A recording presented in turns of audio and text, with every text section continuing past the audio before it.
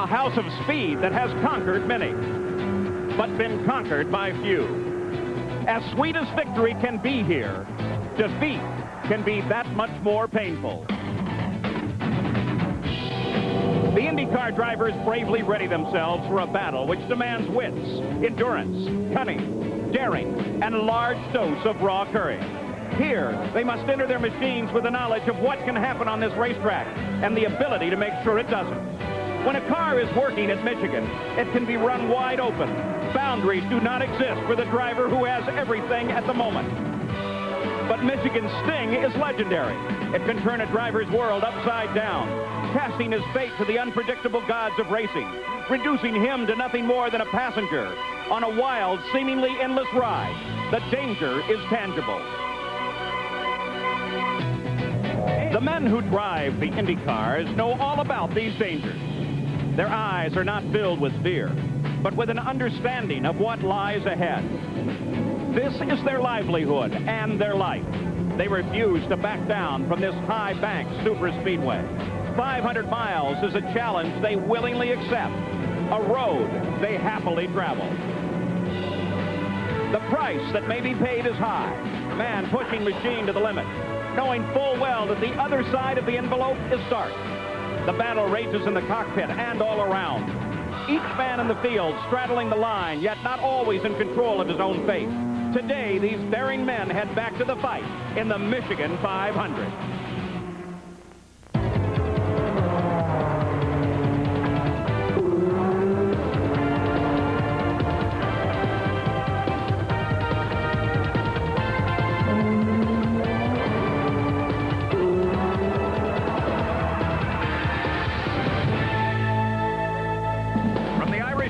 Of southern Michigan, we're at Roger Penske's beautiful Michigan International Speedway. Hello and welcome, I'm Paul Page, and the Michigan 500 is an endurance test, a race of survival, with many different reasons for the different competitors as to why they want to be under the checkered flag first. Let's consider, first of all, Michael Andretti, who is the reigning PPG Cup champion, but right now is behind in the points. He must do well here today if he is to close on points leader Bobby Rahal. And then there is Rick Mears, the reigning champion here. He still suffers from a sore right wrist from that practice accident at the Indianapolis 500. And this is one very rough track. It's going to be a long day for Rick Mears. Then, too, there's the Ford Cosworth engine. It's in the first 4 qualified cars. They've never won a 500-mile race. They hope to do very well here today. And for the rest of the field, 500 miles on a rough, high-bank superspeedway makes for a very long afternoon with each one hoping for a win. Then there's the special story of the pole sitter, Mario Andretti. Right now, he's with Jack Arute. And Paul, it's been almost 5 years since Mario Andretti has sat his car on the pole. And Mario, when you do it at this point in your career, how does it affect you? Does it silence some of the critics? Well, it's very gratifying for me. I don't know if it silenced the critics, but it's an incredible satisfaction for all of us, the team, obviously. It was a long time coming in some ways, but, you know, things have to be right on, and I think I had that right on, and that's a credit to my crew, obviously. And Paul, outside of him was supposed to be his son, Michael Andretti, but as you can see, the spot is empty right now. Here is what has happened in the last couple of hours. When they tried to start the car up, they found a miss in the engine. They have been working now for over an hour trying to trace the problem. In the meantime, they brought out the backup car because they have to be prepared to make a decision as to which one Michael Andretti will drive. He is not at all pleased about the turn of events, and they have until 1:38 to decide which car they will run. He has practiced this backup car before. He practiced it on Friday, and he did get some time in it.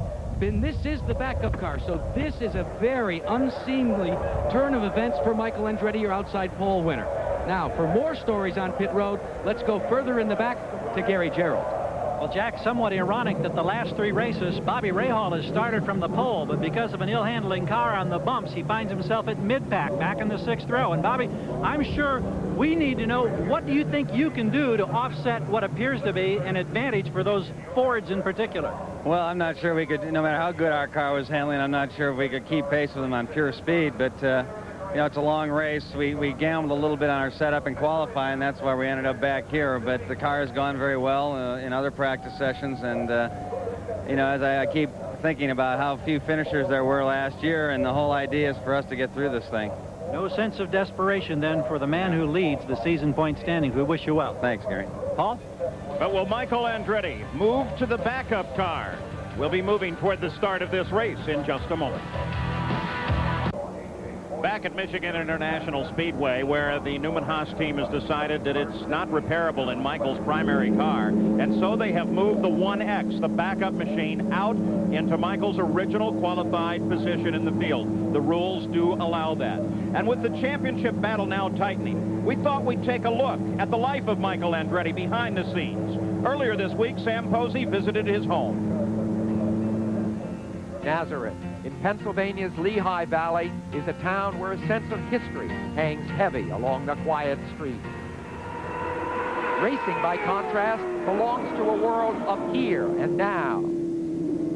Nazareth, tranquil and serene, is a place where time slows down, while IndyCar racing is sudden and can be violent. At ease in both worlds, and with his name adorning a business in his hometown of Nazareth, is Michael Andretti. He is a success, but he has not allowed this to change his relationship with his friends. He's just like one of the guys. You know, he's nobody. He's no one different. I mean, as far as sometimes I have a hard time realizing that he is Mike Andretti. As far as I'm concerned, he's Mike. I've known Mike for so many years that he's just Mike. I've been with him at many, many races, and I've been fortunate to see at least 75% of his wins. And sometimes I even think about that, and I wonder, but he just won a big race, a major race, and there he is. You know, he's just same old Mike. You know, the same guy I met 12 years ago. But change has occurred. It is symbolized by this elegant hilltop house of Michael. At the age of 29, he's a wealthy man. It's something that I've always wanted, with a house up on top of the hill and overlooking the town, and so this is a bit of a dream come true. His dreams have come true on the racetrack, too. The successes that have been the most satisfying are those he has shared with his family. Well, that was a special moment. You know, I think, again, what made my championship special last year was the family aspect of the things that happened for us. You know, every one of us had something to celebrate last year. John won his first race. Jeff was Rookie of the Year at Indy and Rookie of the Year in the championship with the kart. And Dad was on the podium a few times with me, and he was there to celebrate with me at Laguna in the last race. That championship-clinching race at Laguna Seca capped a lifetime spent around racing cars. His exceptional talent was spotted early by a racing legend who just happened to be his dad.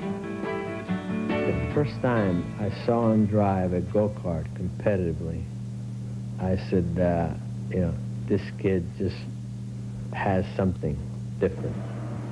He was not race-wise because he didn't have the experience, but he just knew where he had to get to. He knew he had to get to the front. Something like this, to be aggressive, I don't think is something can be taught. It's good. Here, inside. At home, that aggressiveness finds its release on a golf course Michael has built. 6 holes, each a par 3, encircle the house, and he can play any time at his own pace. Get over it. Ooh, yeah. One part of golf that I have a problem with is waiting, you know, for people in front of you, and this way we don't have to wait. He waits for no one on the racetrack either, and his hard charging has brought him to the top. Michael Andretti, king of the hill, on the track and at home in Nazareth. So Michael Andretti is under a lot of pressure in his struggle to catch Bobby Rahal as he goes into this race. But Sam Posey, there are other drivers feeling the pressure as well. Well, exactly. Ari Lyondike, for example, surely one of the best in the business, doesn't even have a ride for next year. And this may be his last chance this year to show how good he really is. Eddie Cheever, highly touted when he came from Formula One, in 2.5 years of IndyCar racing, has yet to win a race. He must win a race pretty soon. Even Penske's Paul Tracy, the sensation of this year, still must show that he can run fast and still finish the race. This is when deals start to be made for 1993. The next 3 hours could be crucial to these and to other drivers' futures. Now, 500 miles is very tough on a racing engine. And Bobby Unser, this race is definitely a battle of the engines. Well, Paul, this year has seen an engine battle between America's two largest manufacturers, Ford and Chevrolet. Now, Chevy began with the advantage because Ford's all-new engine was still very much under development, but Ford's first win came in just 5 races. And when you look at the field today, you see Ford in the first 4 places. In fact, the fastest Ford is 5 miles an hour faster than the Chevy, but this is a 500-mile race, the ultimate test. And when Ford has yet to finish a 500-miler, and if they can win today, Ford and not Chevy will be IndyCar Racing's new dominant engine. In just a moment, we'll be back for the start of the engines in the Michigan 500. Is on. Yeah, we're ready. Back at Michigan International, another change for Michael Andretti. They have strapped him into his primary car. Carl Haas at the head of the car now begins to get that machine ready to go. They put it in order and pulled the backup car away. So Michael will race his primary, and we're ready for the command. Gentlemen, start your engines!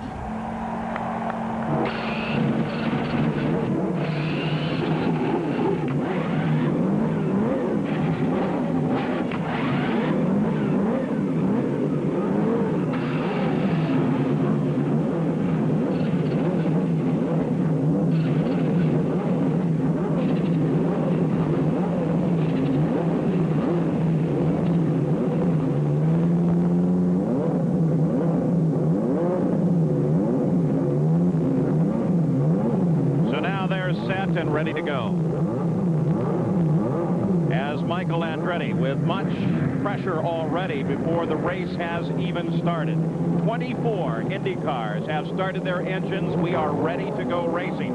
As the field began now to pull away, Danny Sullivan sits looking ahead, anticipating what this day may hold. So the field rolls away, 250 laps ahead. They will start in 12 rows of 2. Here's the starting field. On the pole is Mario Andretti through the 230-mile-an-hour barrier to earn his first pole since 1987. His son Michael is alongside, the only 2-time winner of the Michigan 500. In the second row, it's Eddie Cheever, who finished 4th in this event as a rookie 2 years ago. Outside is Harry Lyondike, only the second start of the year for the 1990 Indy 500 champion. Inside the third row, Rick Mears, the defending champion of the Michigan 500. And Paul Tracy, Roger Penske's third driver, making his third start in a 500-mile race. Inside row number 4 is Emerson Fittipaldi. His first career win came on this race in 1985. Outside is Raul Boesel. He finished 5th in the 1986 Michigan 500.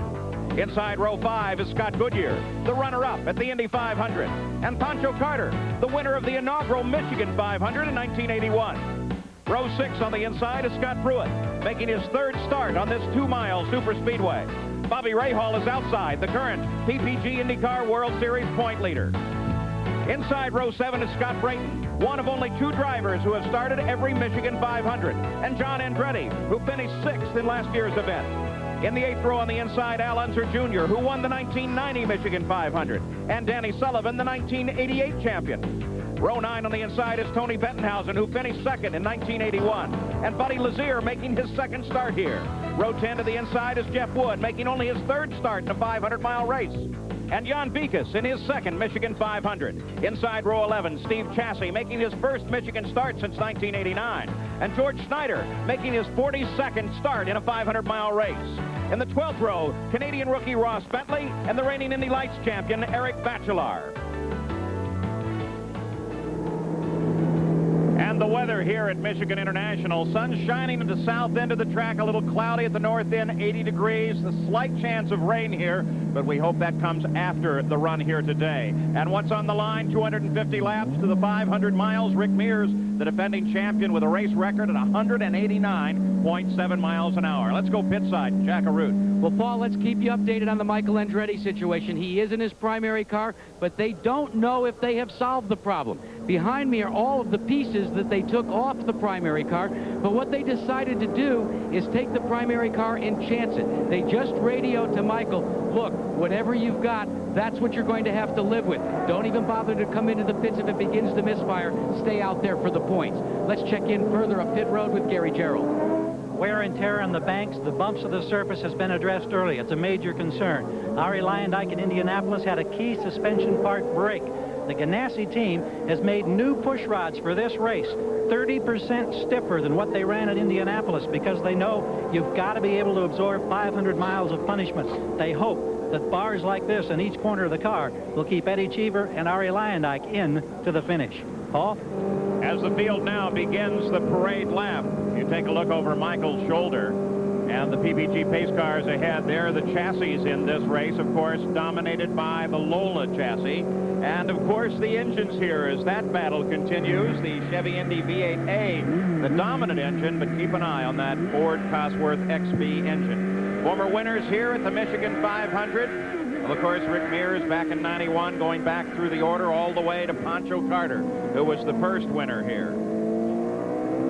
And thus far in this season, here are the winners of races so far as the season moves to its final quarter, and the points fight looks like it's going to be a great battle all the way to the end.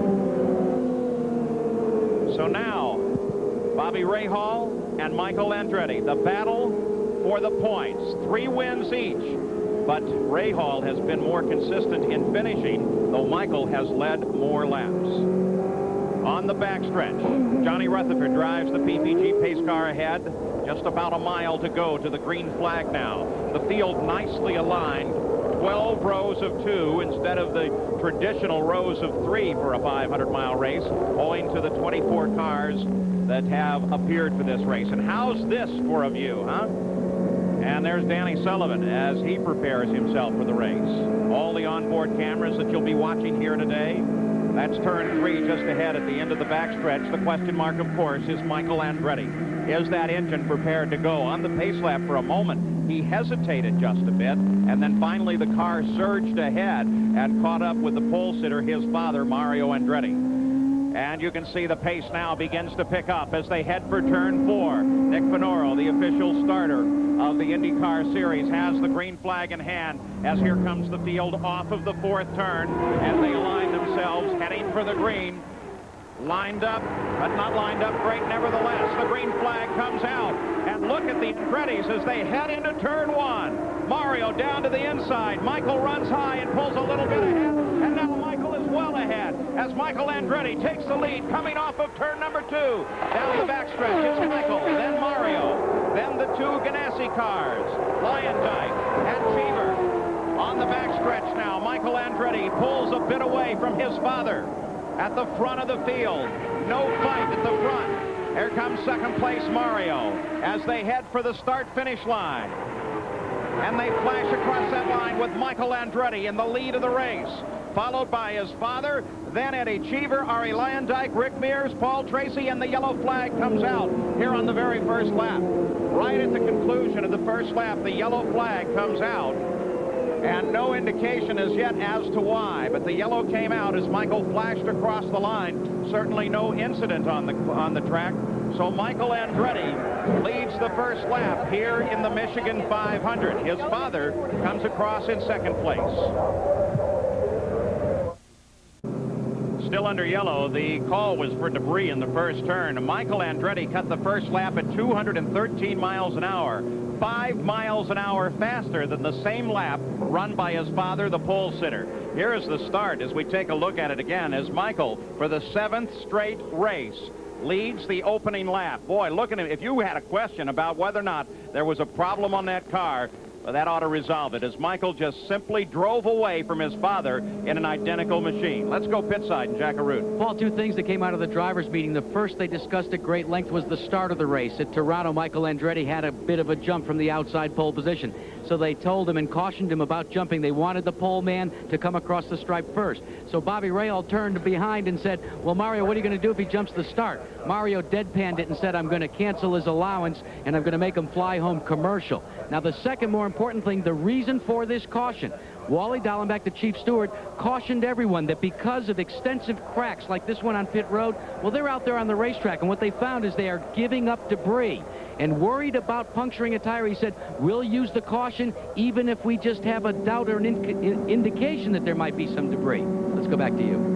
So they went yellow almost immediately at the conclusion of the first lap. They now circle this track on lap number 3 under yellow. The track is very rough, especially in turn 3, and both Andretti's reported early in practice when they went through turn 3, they got almost a splitting pain in their forehead, as if an arrow had hit them right in the forehead, something of the jarring of the car being transmitted into their head. So they may have a very long and painful day ahead of them.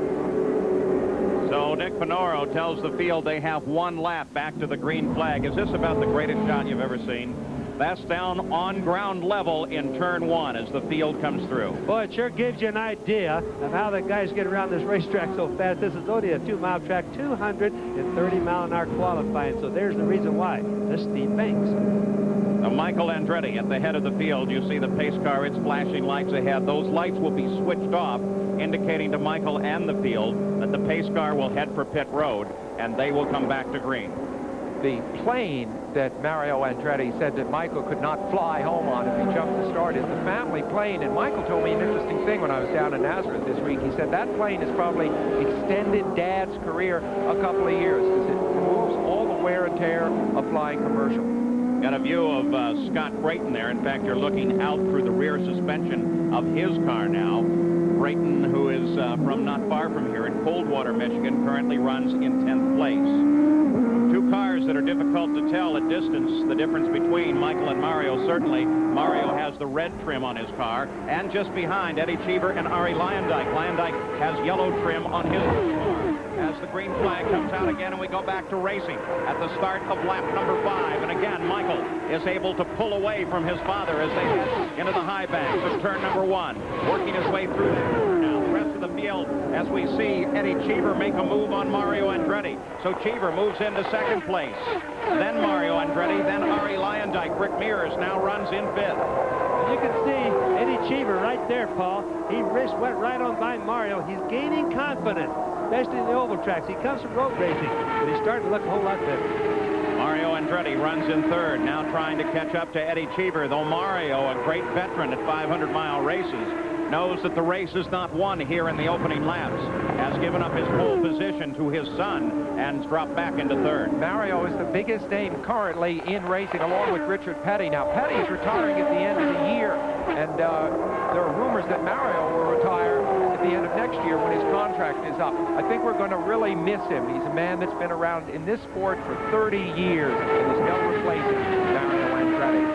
Oh, you can watch Michael, who's way out in front right now, pulled out a pretty good lead already. What he's doing, same thing he did in Indianapolis. He uses the low gear in the car, runs it really hard, gets a little bit of a buffer zone between him and whoever's in 2nd place, shifts it to a higher gear. We call that the cruise gear. Now, he isn't cruising, but he definitely is making it easier on the engine. The word cruise never applies to these cars.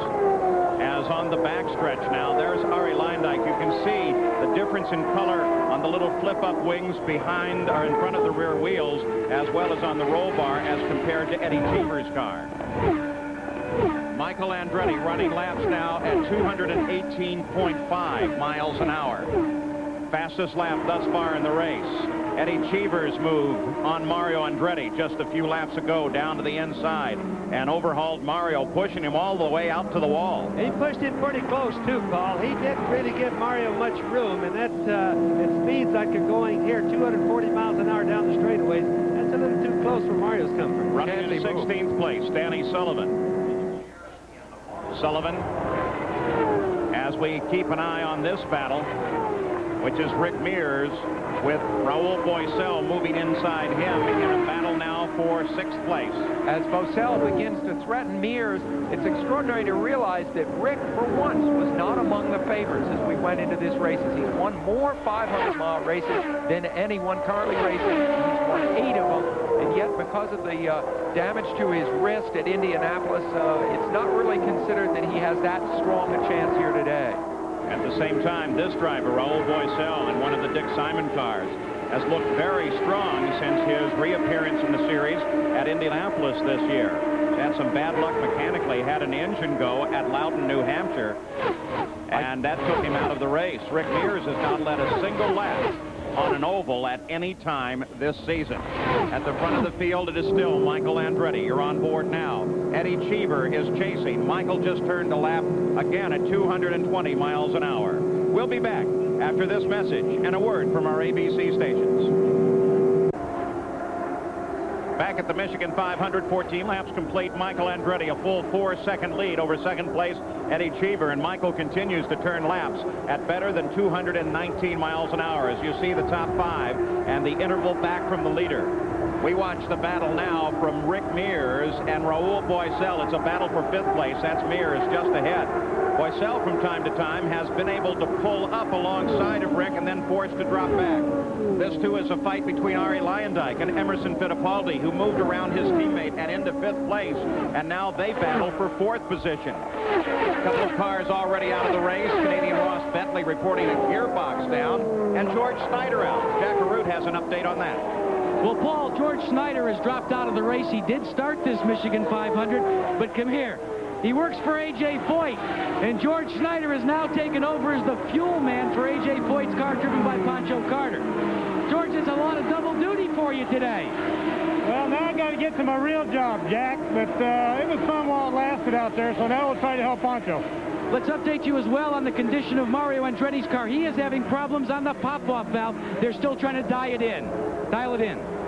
Mario Andretti, his fastest lap thus far is 2:15. As we watch this battle, Rahal Boycell continues to battle with Rick Mears. Mario's fastest lap has only been at 216, so he's 4 miles an hour off the pace of Michael. Well, you can watch as Boycell working on Rick Mears right there. Now, he can really pass him. He gets a draft behind him. He pulls up alongside, but he doesn't go quite on by, just like right there. He could have gone by.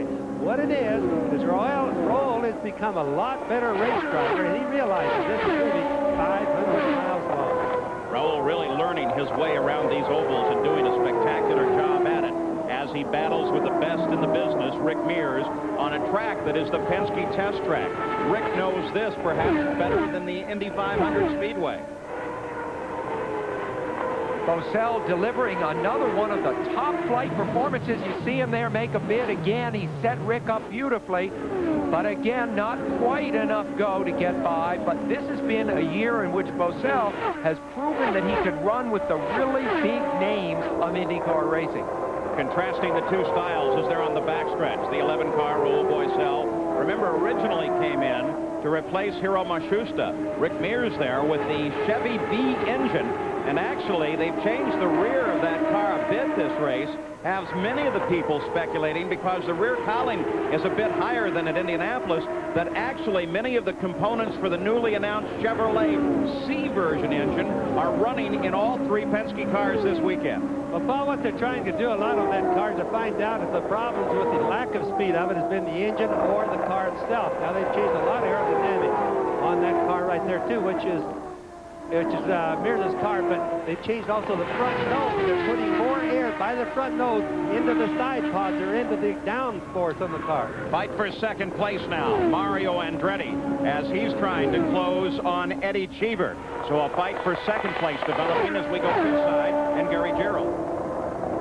Interesting, Paul, that the race pace from Chip Ganassi's mind is a little slower than what they expected. These laps around 219 miles per hour. He says that both of his drivers, Luyendyk and Cheever, are experiencing a push. They'll, of course, address that on the first pit stop, try to improve the handling. At this pace, while we think it's fast, a little slower than they expected early. Well, Michael Andretti has just lapped in a mere 22 laps the 1988 winner of this race, Danny Sullivan, who runs in 16th place, still struggling with that car out of the Gallus-Craco operation. Bob. Yeah, the speeds, Paul, are a little bit slower than we expected, you're saying, but what that's caused by is just simply knowing that it's 500 miles, and this, without doubt, is the toughest track of the entire circuit. Now remember, this car, as Allen's or Junior's, is a Galmer. It's the chassis that won the Indianapolis 500, Bobby.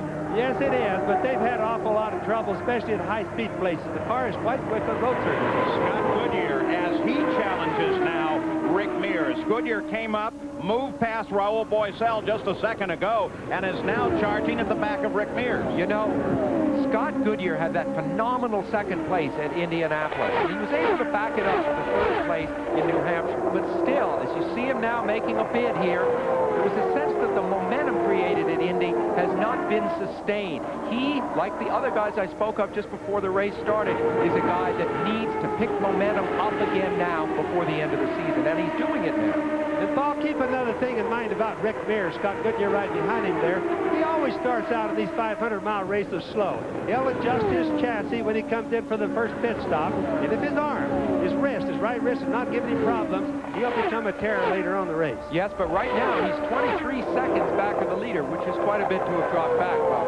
On the backstretch once again, now Goodyear sets Rick Mears up, comes way low, working a good solid low line. Rick Mears has been working the high line, and now Scott Goodyear moves into sixth place as he gets around Rick Mears. So Rick Mears fighting some problems here, and now down below, look at Paul Tracy. Paul Tracy, who was able to move up and join this battle as well, and now he battles with Scott Goodyear. So Paul Tracy is on the charge. Now you watch a drafting thing. With two cars together like that, Scott Goodyear took the benefit of two cars ahead of him. The draft becomes pretty good. And that's how he was able to shoot right so fast there. Rick Mears is only 8 seconds from being lapped. Now here are the two young men who really put their names on this season. Paul Tracy dazzling battles with Michael Andretti at the road courses of, let's see, Detroit and Toronto, and of course the terrific second place by Scott Goodyear at Indianapolis. Goodyear on the left, Paul Tracy in the center of the screen now. And of course, both of them Canadians. Now, what about Rick Mears? Let's get an update on him from Jack Arute. Well, Paul, Rick Mears has radioed in that the car is pushing badly, much the way Gary Gerald reported on the Lyondike and Cheever cars. But what they're trying to do is tough it out until the first pit stop. In fact, Mears will now be bringing his car onto pit road, and they will be making a wing adjustment. He'll be the first of the leaders to pit. Fastest lap of the race thus far was turned on lap 17. Here comes Rick Mears into the pits now. Michael turned it at 221.1 miles an hour. So Rick Mears, with his problems, rolls down toward the Penske pits. And he's definitely in too early. Let's go down to that pit, Jack. They have made the wing adjustment on the front wing only. They've remained steadfast with the changed the wicker bill on the rear of the car. They're filling it up with fuel. So all it is a front wing adjustment to adjust the push on the car, gentlemen. 13.9 seconds for that adjustment. Rick Mears in and out. The danger right now, of course, is in earlier than normal. Ed, if the track would go yellow right now, Rick would lose a lap. But it hasn't gone yellow yet. The gamble might be all right. And no particular reason as to why it should, as Michael Andretti and his #1 machine continues to lead this race and is pulling away now a full 13 seconds ahead of second place Eddie Cheever. Since Michael Andretti won his first IndyCar race, which was Long Beach of 1986, he has won more races, led more laps, scored more points, and taken more poles than any other driver. It's quite a claim. Michael Andretti, without question, at the top of his form. Just in front of him is the Indy 500 champion, Al Unser Jr., trying to keep from being lapped. But there's no chance of that because Michael is flying. Now, he came off the turn about the same speed as little Al, and just look at the difference as he went down the straightaway. Now, that's horsepower. The Fords probably have a good 10-mile-an-hour speed down the straightaway over the Chevrolets, at least the Chevrolet A engine, Paul. Well, Bobby, you raised the issue at the beginning of the show that this was really the battleground between Ford and Chevrolet. And Fords are currently running first, second, and third. It isn't until you get to Emerson Fittipaldi in fourth that you get a Chevrolet. And Paul Tracy makes his move now on Arie Luyendyk, gets around Luyendyk and picks up sixth place. So Luyendyk beginning to fall steadily backwards while Tracy is on a charge forwards. And now here is the fight renewed between Rahal Boisel and Rick Mears. Though remember, Rick did go into the pits, and it is not a battle, therefore, for position, but it's the same old rivals out on the racetrack itself. But it's a good time, Paul, to see whether they fixed Rick's car a little bit or not. Michael Andretti just picked up the pace. He just turned the last lap at 221.5 miles an hour. The fastest lap thus far in the race. The average speed of the race, despite the early yellow, has come up now to 181.6 miles an hour. The race record here for a 500-mile race, for any IndyCar 500-mile race, 189.727 miles an hour. This is the most terrific view. It's a new camera position, as you can see from the graphic, on board with Scott Pruitt in that terrific True Sports car. And you see, for the first time, to my eyes anyway, Bobby, I want to see what you think, the way it really feels when you're driving a car. This is what you see. It's certainly a lot better than we've ever seen before, and it's a realistic view, Sam. So Michael Andretti is out in front. Again, he just upped the ante to 222 miles an hour, a new fast lap in the race, and in doing so, he passed his nemesis, Bobby Rahal. So Michael Andretti has put all but the front 9 cars a lap behind the leader with just 33 laps done. Back at the Michigan 500, we are under yellow. Michael Andretti is in the pits. Jack Arute. And Paul, very quickly, they're doing their service. They have made a minor wing adjustment on the front wing only. He also complaining of some understeer. Likewise, his father, who will pit shortly, will make a wing adjustment on the front, and he will change the wicker bill because his car is pushing worse. That's Ari Lyondike heading back into the action. This is his teammate, Eddie Cheever. He is the reason for the yellow right in the middle of the backstretch. Coming off of 2, he glanced the wall and finally slid to a stop at this position, which is just about the middle. This was just a few moments ago. And Eddie Cheever, as he climbed out of that race car, terribly frustrated with whatever happened. Look at that. Angry, mad Eddie Cheever. Well, it's very possible that he feels that he had a flat tire, that he ran over something and punctured a tire. He badly needed a success here. He was running second, driving an incredibly ambitious race. You see the view here from Scott Brayton's car as he comes into the pit. So Scott Brayton heads down on the pit road, not running where he'd like. He is in 9th place, a lap behind the leader, as he rolls in from service for Dick Simon's team. See that grandstand just off his view to the right? It is filled with Amway folks, supporters. Of course, Amway located not far from here, and everyone in that stand seems to be wearing those bright pink colors of Scott Brayton's car. Now Scott, having to maneuver out a little bit to get into the lane, rolls back into the action, and Pancho Carter is into the pits, but it looks like this may be a little more lengthy stop. Some debris there on the car, and finally he gets away. Paul Newman watches as Michael Andretti circles this track. Well, the IndyCar drivers and their cars get a pretty serious workout running 500 miles here at Michigan. Danny Sullivan tells us how this race can be a real handful in this week's Tips from the Cockpit.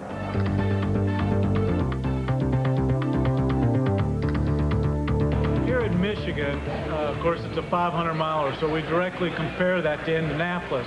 This is a much more physical racetrack. The straightaways are much shorter. You're in the banking for a lot longer. The corners are really continuous. 1 and 2 are continuous. High bank, I believe, 26 degrees. Same at 3 and 4. And you're in there for a long time. It also is more than a one-groove racetrack. You'll be down there 2 and 3 cars abreast, sometimes 4 abreast in a traffic situation. And you're in those corners for a long time, pulling a tremendous amount of G-load. It's very easy, if your car is working good here, to run wide open with the throttle the entire way around. The problem is, after 250 laps, it takes a tremendous toll on the car. Gearbox, engine, sometimes you're bouncing the car off of the ground a little bit. You're getting more RPMs than you want to. It is a real problem physically for the car. Big thing is getting the car to run over the bumps. That is very physical. You'll see in your in-car cameras where everybody's moving around a lot of movement from the head. It's very difficult to see far around the corner because of the movement and the car bouncing around. And this is going to be a problem throughout the race. When I won here in 1988, about 10 guys took off at the beginning of the race, and for the first 20 or 30 laps or 50 laps, they ran at a tremendous pace. And then everybody started backing up, having problems, cars braking. I think that the winner here is going to have to drive a conservative race. That doesn't mean he's not going to be fast or be the guy out in front, but he's going to have to be conservative on his equipment.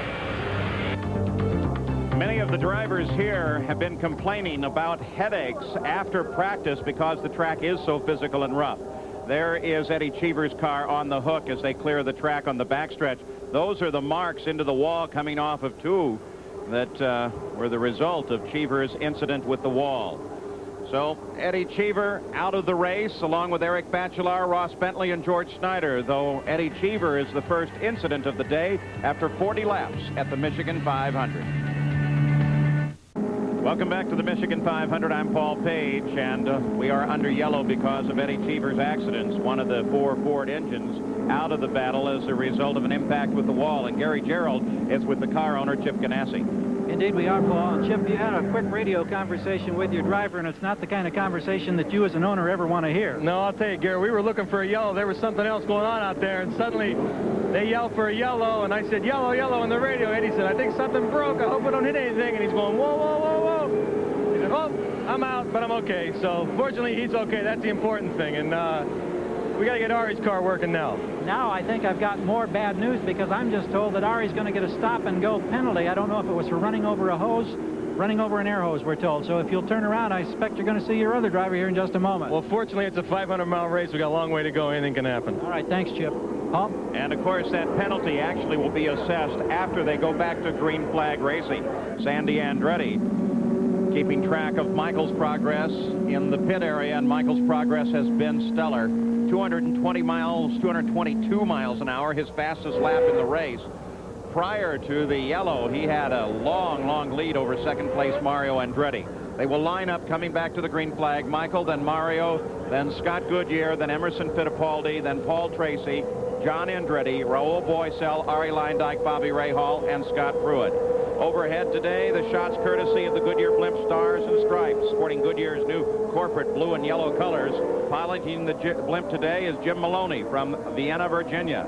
And I'll tell you what, those overhead shots give you some great idea of the separation between some of the battles on this track. The pace car comes off onto the pit road, and we're ready to go racing once again as they scream across the line. Michael Andretti, the leader of the race, and we're back to green flag racing. Can they close on Michael Andretti? Can he be caught on this day at Michigan? Michael working down to the inside. Only 3 cars actually run on the lead lap, and Michael seems to be able to drive about anywhere he wants. And that's Emerson Fittipaldi just ahead of him, trying desperately to keep Michael from getting past him. Fittipaldi runs in 3rd place. Well, the idea is don't get down a lap or laps. Rick Mears is on further ahead on the same deal. Rick is going like heck right now to keep from letting Michael put another lap on him, Paul. Rick Mears is not really a factor at this point, though. He's running in 15th place.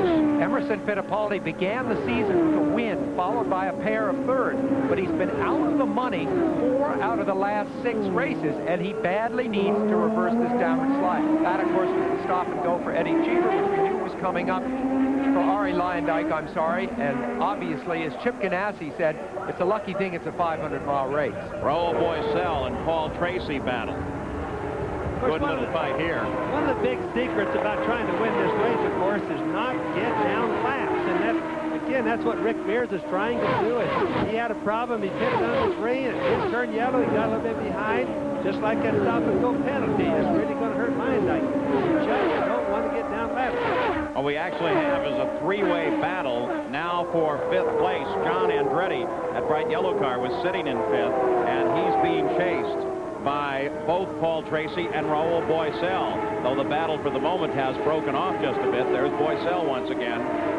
And there's John Andretti with Paul Tracy just ahead of him. So Paul Tracy, for the moment, has overhauled 5th place, but John Andretti is not going to let that one go that easy. As John Andretti comes back and takes the position, but here comes Paul Tracy once again. The typical finish for John Andretti this year has been a 5th or 6th, and the talk is, why can't he break into the lead position? Look at this battle. It's certainly not a shortcoming of the driver, and it's really hard to say, is it a shortcoming of the team headed up by Jim Hall? It just seems they're lacking some ingredient. They're going to be sticking together again next year. Chances are they will find it in due course, but they're getting impatient. They want results. Well, you look at these two, an ongoing battle for 5th place. Paul Tracy, for the first time driving in a 92 mark Penske machine, and of course John Andretti in a Lola Chevrolet powered up on the high side, and they just keep at one another. Now traffic lies ahead. That will be a factor, as Tracy for the moment has the slot. Boy, side-by-side racing, but Paul Tracy now, Penske is his boss. Penske wants him not to necessarily go super fast this race, but get the experience. Learn how to work traffic. Learn how to work the air that the other cars causing problems. Get the experience. Jeff Wood with a problem. He has been in the pits 3 times already, and he heads into the pits once again. Let's go down pit side, Jack Arute. Well, actually, Paul, it's I'm sorry, Gary. That's all right. Eddie Cheever has made his way back now, and Eddie, obviously, you seem to be okay. Can you tell us what happened? Did you have any indication? No, I had something break in the right rear, and I don't know what it was. I mean, the first time I went to the men's room in Indy, there was something written on the wall that had, there's two types of Indy drivers, those that have hit the wall and those that are going to hit the wall. I am now officially an Indy driver. It was very unfortunate. My target car was running well. Michael was very quick. Andretti in trouble. Michael Andretti in trouble as he rolls into the pits. Michael Andretti slow into the pit area, comes to the Newman Haas pit. His team is there, and Michael Andretti could have his day done. Let's go to Jack. Well, Paul, it's unbelievable. What he radioed in was, my God, it almost feels like what happened at Indianapolis. Remember there, the engine just stopped, and it was the belt itself. The engine has quit. It's deathly quiet here in Michael Andretti's pit, and they are not sure what the problem is, but they do now know that he is out of the hunt for the win. Let's go back to you. Well, Paul, this is one time again I want to tell people it is not Michael's fault. He's not driving the car too hard. He's cruising the car. It's just that they have a lot of speed. They found things that the other drivers and other teams cannot find. But he's definitely not the culprit. And in that battle of engines that you mentioned at the start of this race, Bobby, now 2 Fords out. One Eddie Cheever's due to the impact with the wall, and if they can't get this one going, then Michael's engine is gone. Boy, but did you ever see an advantage much better than what those cars have had on this race right now? Michael, perhaps watching the championship drift away from him. Well, he was in such a good position to really close up on Bobby Rahal. He started the race 34 points behind him. He was, of course, leading the race, which would have been worth 20-plus points to him. Now, of course, he hands the lead to his dad, Mario. Could this be the long-awaited victory for Mario? Boy, I would love that. Mario, at the moment, the lead he was handed is a full 26 seconds over the second-place now car of Scott Goodyear. Yeah, I think there's Mario Andretti right on the track now, Paul. And I think that if Mario were to be able to win this race, he would certainly be the crowd favorite. It's been so long. And tonight, he is just awesomely fast. And, of course, with Michael dropping behind the fight, that gives the advantage to some cars that had been lapped, and now there are 7 cars back on the lead lap. Let's go back to Jack Arute. Paul, you're talking about Mario Andretti. He is not without his concerns out on the racetrack. He has been constantly having problems with the pop-off valve. Now, there is an onboard display that tells you exactly the exact amount of boost you're getting, but they are not actually able to dial it in as it applies to what's being displayed on the dash. He's constantly popping it off and having to go back to the old tried and true method of hearing it in your ear from the tube that's positioned back by the valve itself. So he is concerned as they continue to work on Michael Andretti's car here, and they still don't know what the problem is there. So this is a tough day for Newman Haas. Well, you know what happens on those pop-off valves often is they do pop off the first time. They blow out very hot air. Bobby Rahal charging on Rahul Boycell, a fight for 6th place. And then as the air goes through the pop-off valve, it heats the spring up. The spring gets weaker, and then it starts popping off at a lower pressure. And of course, for every inch, they lose about 20 horsepower, and that really is costly. Last year, when Michael Andretti dropped out of the Michigan 500, Bobby Rahal turned it on. He said, this is my chance to win and to really extend my lead. Like this year, he was leading in the championship at that point last year. He turned it on, he really flew, and then he blew up too. What is he doing right now? What is Bobby Rahal thinking? This is a golden opportunity to really extend that 34-point lead he has in the championship. And that's exactly what he's doing now. He just picked up a position on Rahul Boycell, moving from 7th to 6th. And when Michael dropped out, it gave Rahal new life because it got him back on the lead lap. Mario has now led in 9 of 11 Michigan 500s. We'll be back after this message and a word from our ABC stations. Back at the Michigan 500, a battle for second place between Emerson Fittipaldi and Scott Goodyear. As look at Scott Goodyear as he inches further and further forward, ready to challenge Emerson Fittipaldi. Mario Andretti is still the leader of the race, but look at Scott Goodyear. In just a few turns, he's able to come right back on the back end of Emerson Fittipaldi. Now he moves to the inside. And Scott Goodyear picks up second, away from Emerson Fittipaldi, doing so, cutting laps at 218.5 miles an hour, 3 miles an hour faster than the leader, Mario. Now, there's a Canadian that came from road racing that nobody thought was very good on the big ovals. Second place in Indianapolis today, going like a house on fire. Really getting the ovals figured out good. And he drives for this man, Derek Walker, who had 2 drivers in the race, but John Beekus is already out. Let's go down to Jack Arute. Well, it goes without saying, a very disappointed Michael Andretti. Early reports are it's the same problem as what happened at Indianapolis. Seems like it. It just quit. It seemed like just lost oil pressure and fuel pressure, just like Indy, and I can't believe it. The feelings that you have, especially starting the race with the unknown quantity, and now all of this happening and trying to close on Bobby Rahal. Describe it. Not a very nice feeling. That's about all I can say. You know, it's just it's a shame because I thought we got over the hurdle by getting the car out there, and I thought maybe this is going to be our day, and you know, it was going to be our day up until you know, the thing quit. It's just very disappointing. Tough break for Michael Andretti. John Andretti and Bobby Rahal now battle for 5th place. Just to explain Michael's problem that he thinks he has, it's a belt that drives the oil pump, the fuel pump, and the camshafts, and etc. on the front of the engine, Paul. That's what broke at Indianapolis. It slowly was out of a line, wore off to the side of it, and finally broke. And it's not likely it's the same problem now, but it sure does sound like it. So John Andretti, as he comes alongside the troubled Rick Mears, Bobby Rahal is right behind him, a continuing battle for 5th place. But you can see that the failure of Michael Andretti seems to have given all new life to Rahal. There's Rick Mears going by there, having a very frustrating and probably painful day, but it is an inspired drive for John Andretti. This is the highest he's run this early in a race this year. On board now, Al Unser Jr., who is 1 lap behind the leader, running in 9th place. Now take a look at the telemetry that we have. Chevrolet providing this information off of their fantastic racing engine. Look at the RPMs come up and down as he uses the throttle. Look especially at lateral G's here. Yes, and Paul, you know, normally the engine would be turning like 12,400. Look at how much they cut it back for a 500-mile race. If you don't do it, they just won't take it for a 500 miles here at the Michigan track. As he turns into the corner, of course, there's a little lag on the data link between the actual video that we see, and as the yellow comes out here, we should see him get out of the throttle. And there is Rick Mears coming into the pits. Let's go to Jack Arute. And this is a break for Rick Mears, gentlemen, because now they are making major changes on the car. And the yellow flag is underway, so they're being able to do it with a little bit more leisure. They have changed the front wing, and they have also changed the wicker bill. This is very reminiscent of what Rick Mears did trying to chase the racetrack all last year when he was victorious. Let's go back to you. Buddy Lazier in the pits as well. Brand new sponsor on that car. The new Hemmelgarn team, after leader card, has finally, after years, pulled out of racing. So the yellow is apparently for a debris on the track. No obvious incident here.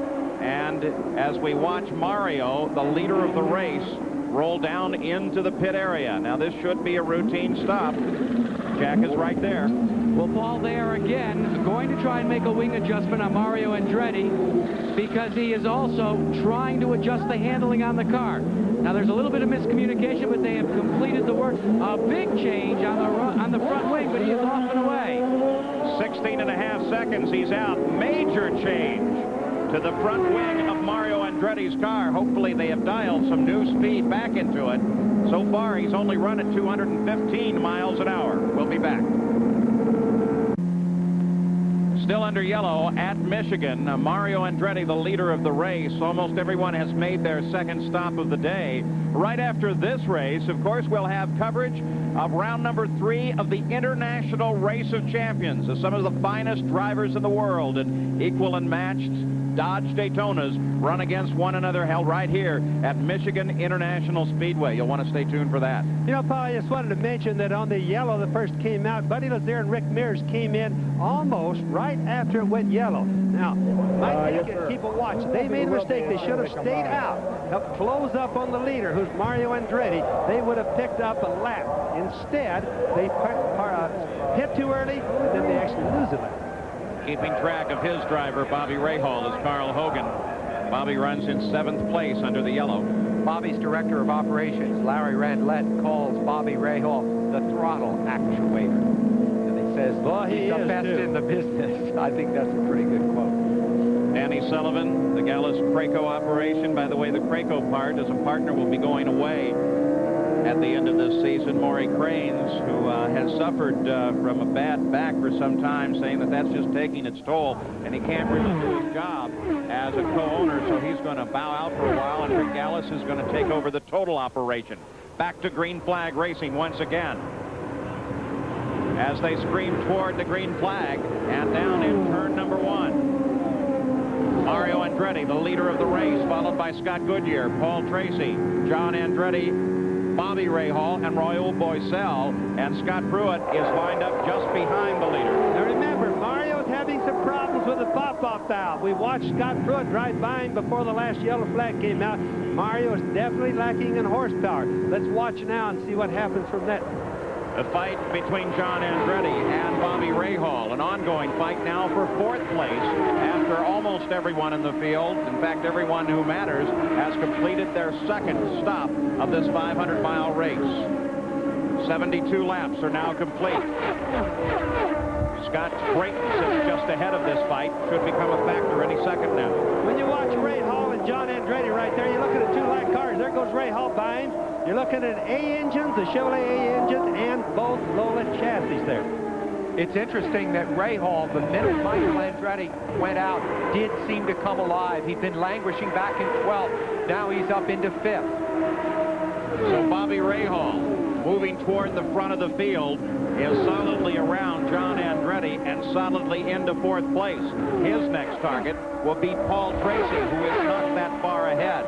Mario Andretti still the leader. Scott Goodyear in 2nd, Paul Tracy 3rd. The yellow caution really bunched things up. There are now 7 cars on the lead lap, and all of them battling. Paul Tracy trying to close down on Scott Goodyear. You see Scott Goodyear, that blue and silver car just ahead. The blue and white mobile car, well, that's Paul Tracy. A 1992 Penske, the first time he's had a chance to drive it. As we take a look at sitting in front of him is Scott Pruitt. Mario Andretti is just ahead of this battle. So the yellow bunching everyone up. There's little Al.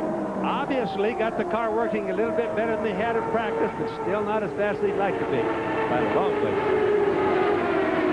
And Ari Leyendyke and Paul Tracy side by side. But remember, Leyendyke was assessed a penalty and is running off the leader's pace. Now remember, Paul Tracy right there on your left had a problem last year. Started the race, probably hit the wall, right, for Roger Penske. Everybody painted kind of a bad picture for him, but so far this race, he's really been using good judgment, going fast, and yet staying out of trouble. Penske car is running in 3rd place, and then Fittipaldi is back in 15th with Rick Mears running 11th. An update on the Penske operation, Jack Arute. Well, Paul, Tim Bumps is actually calling the shots along with Teddy Mayer on the Paul Tracy car. And one of the things that they've discovered is Tracy has got a slight push to his car, and he likes it. He has asked him to keep it in the car. I asked Tim Bumps what his biggest concern is. He said, right now we're trying to talk Paul through the race. We're trying to keep him calm. We're trying to remind him that this is 500 miles. Another problem has also befallen his teammate Emerson Fittipaldi. He was on pit road for several laps with what they first thought was a CV joint that had gone bad. But over the constant velocity joint is a rubber boot, and that boot had gotten hung up and partially melted, and that was creating a slight vibration in the car. Back to you. Most of the races in the IndyCar Series are at 200 miles. Only twice in the year do they race at 500 miles. Indianapolis and here. Bobby Unser, there is a world of difference when they talk about teaching a guy like the driver of the 7-car, Paul Tracy, between that 200th and 500th mile. You really have to learn how to drive it. Well, they're geared up. Their minds are geared up to be fast, to be really, really fast. And in Michigan right here, if you drove what we call a trophy dash or 500 miles, Paul, you're just going to tear up the car and break it. Paul Tracy challenged Al Unser Jr., who is also running a lap behind the leader, running in 8th place right now. But Little Al was having none of it. Now Tracy is back at Little Al once again as they run very, very close. And Little Al brings it down off of turn 2 and forces Paul to drop back just a bit. Let's not forget that Little Al won Indianapolis just a couple of months ago. So this is the man who won the last 500-mile race they have run. And Paul Tracy is challenging him. And also keep in mind, Sam, they've had an awful lot of trouble at the high-speed places with the Galmer car. The fact that he won Indianapolis, a whole bunch of it was luck and a lot of hard work by the crew. One of the hardest working, dedicated crews in Indianapolis that I've ever seen, because they technically didn't have a chance of winning. Well, they managed to make the cars mechanically bulletproof. They just don't quite have the speed. And, of course, with Little Al and Danny Sullivan, they have two of the very best drivers in the business. And these men just keep at it, lap after lap, and using their race savvy through a long 500-mile like this. Tracy, of course, got by, but this battle goes on. Steve Chassie and Jan Beekes both reporting out of the race. And also now Pancho Carter driving for A.J. Foyt, the first winner of the Michigan 500, out of the race. The leader is still Mario Andretti. He's turning laps at 215 miles an hour, not nearly the torrid pace set by his teammate, Michael, who ran a lap at 222 early in the race on lap 32. And also keep in mind that Mario has problems with his pop-off valve. That cannot be fixed during a race. If that's a problem, that's not something that they can change, Paul. Evidently, though, he had big handling problems, too, judging from the amount they changed that front wing. If those can be made to go away, perhaps he can hang on. So keeping an eye on Mario Andretti, as there is Scott Goodyear pulling up right behind him now, and Scott Goodyear has been running about 3.5 miles an hour faster than Mario on the past few laps. So will this be a pass for the lead? Scott Goodyear beginning to challenge the leader of the race now. They're up in the north end of the track, coming off at turn 4 and down toward the tri-oval as they flash toward the line. We could see history about to be made. Scott Goodyear, under a real green flag situation, has never led a 500-mile race. And right now, he's got Mario Andretti in his sights. The old fox leading the young Charger. Well, don't you know that the Canadians up in Canada are really jumping right now? This is the Canadian boy going by. And he goes for the lead, and Scott Goodyear moves down inside Mario Andretti. A classic battle. Rookie and veteran, they're side by side. In the north end of the track, Scott Goodyear takes a run coming off the corner. Careful, though, not to pinch Mario Andretti up to the wall. But Mario hangs on to the lap.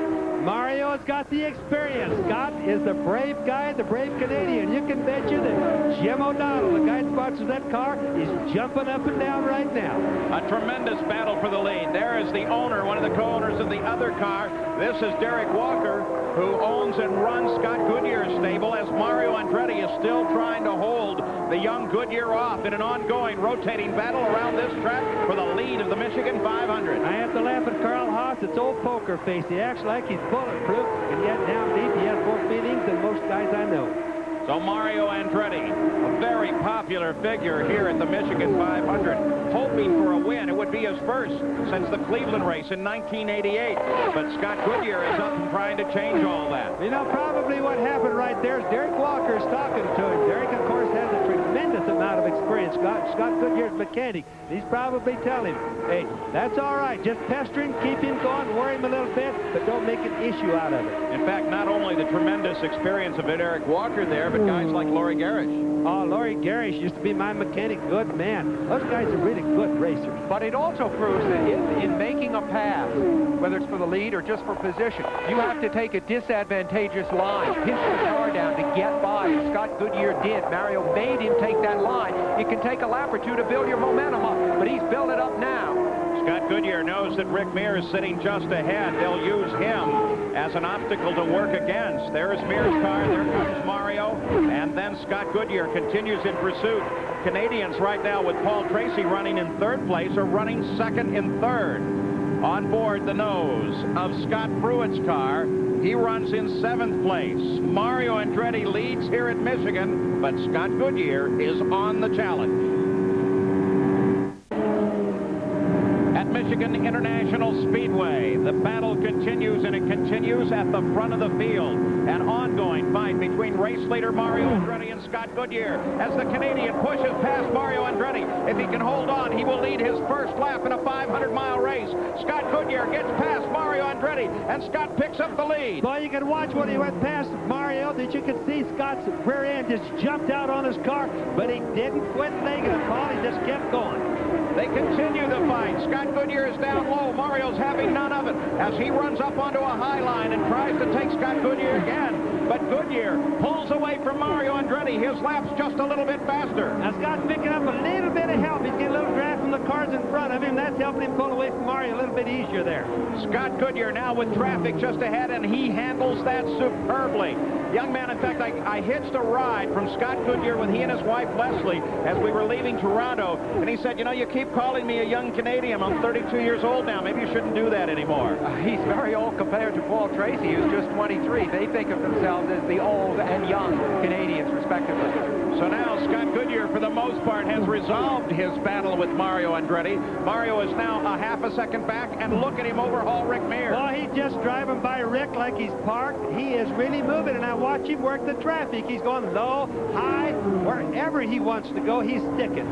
Well, Scott Goodyear's car is working, and that is the key. Also, perhaps that youth at age 32 will make a big difference in a hard race like this is today. Let's go to the pits, Gary Gerald. An exciting moment for Derek Walker. You lead this 500 after that close finish at Indianapolis.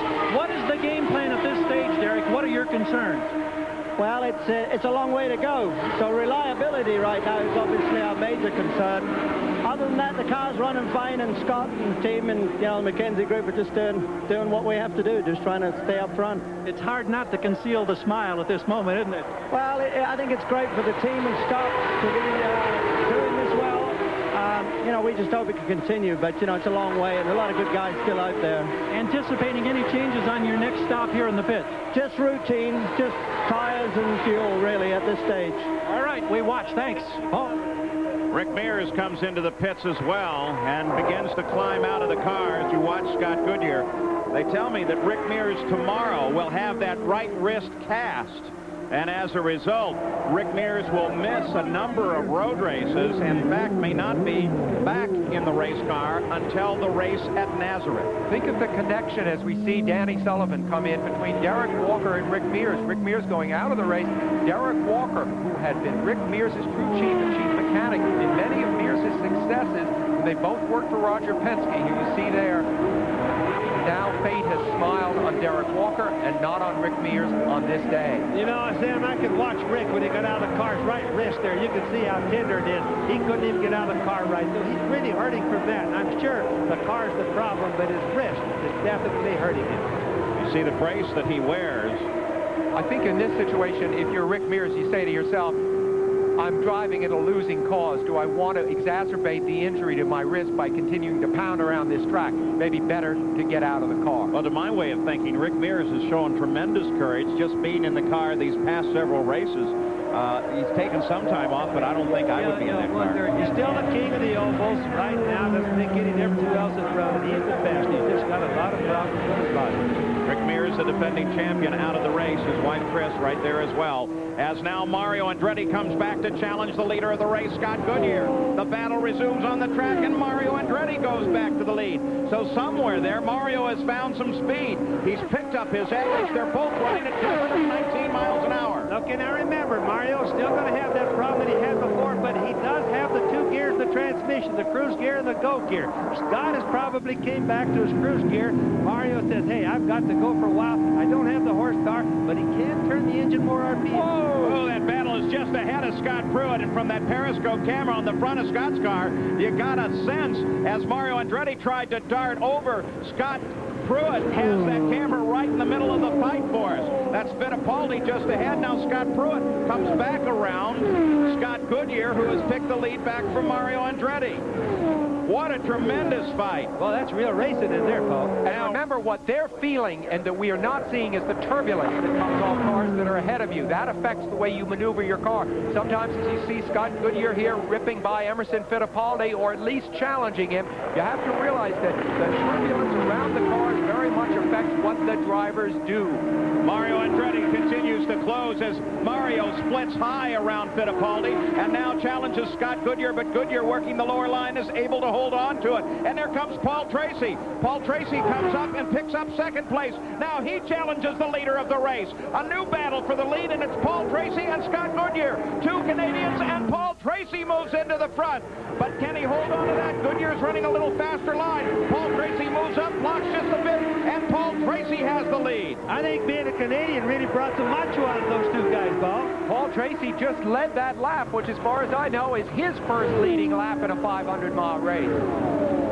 Paul Tracy, remember, crashed here at the end of lap 1 last year. Rick Mears is absolutely loving it. His teammate, Paul Tracy, in the mobile car, that beautiful blue and white machine, moves to the front around his fellow Canadian, Scott Goodyear. Paul Tracy is without doubt one of the finest young new road racers I've ever seen come along. He really has a lot of talent.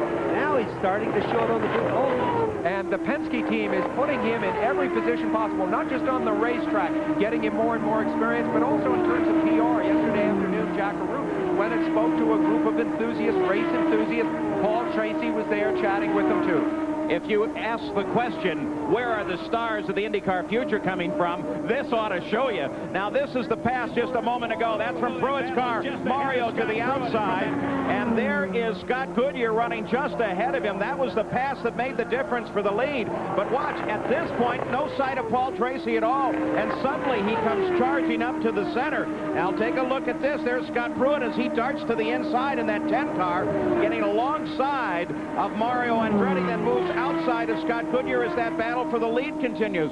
So obviously Scott Pruitt is handling well. We have Bobby Rahal in the pits. Gary Gerald is there. Indeed, Rahal has been conservative by design. No wing changes. They changed the rubber, getting the full load of fuel. He's back underway. We've got him at 13 seconds as we go to Jack Arute. Well, Gary, we've got Rick Mears, who's really been enjoying the last couple of dashes for the lead with your teammate. But first of all, what put you out? Basically, the wrist did. Yeah, it wasn't up to it. And, you know, we just wanted to give it a shot here. We'd given it a pretty good break beforehand, and just wasn't enough yet. Paul, that's it from Rick Mears' pit. Yeah, here at the 104th lap, Scott Goodyear comes in for his third pit stop of the day, and the crew falls on the car. Routine service rolls out in 14 and actually a little over 13 seconds there. Scott Goodyear is back into the fight. Yet to stop is the leader of the race, now Paul Tracy, and now second place, Mario Andretti. So another series of routine stops. There is Danny Sullivan, who runs in 13th position, still just trying to keep that car alive and keep in the fight as he rolls out of the pits. Great shot of Danny as he heads for the first turn. I talked to Danny just before the race, asked him what the problem was with the Galmers here, and he said it's not going over the bumps good. The tires are not. It doesn't feel like it has a lot of downforce, Paul. So that's his problem with it. Paul Tracy hoping to finish today. He's had 3 consecutive DNFs. Did not finish since he ran 4th at Phoenix in April. But Paul Tracy, as the crew is ready for him, from last year where he crashed on the very first lap, now leading the Michigan 500, the Penske organization waiting for him, and he's carrying his pit stop further than most of the other leaders, though Mario Andretti is running in second place, a mere 2.5 seconds behind Paul. So this will become a battle of the pit crews if they come in together, which tactically is what they should do. Here comes Paul Tracy in.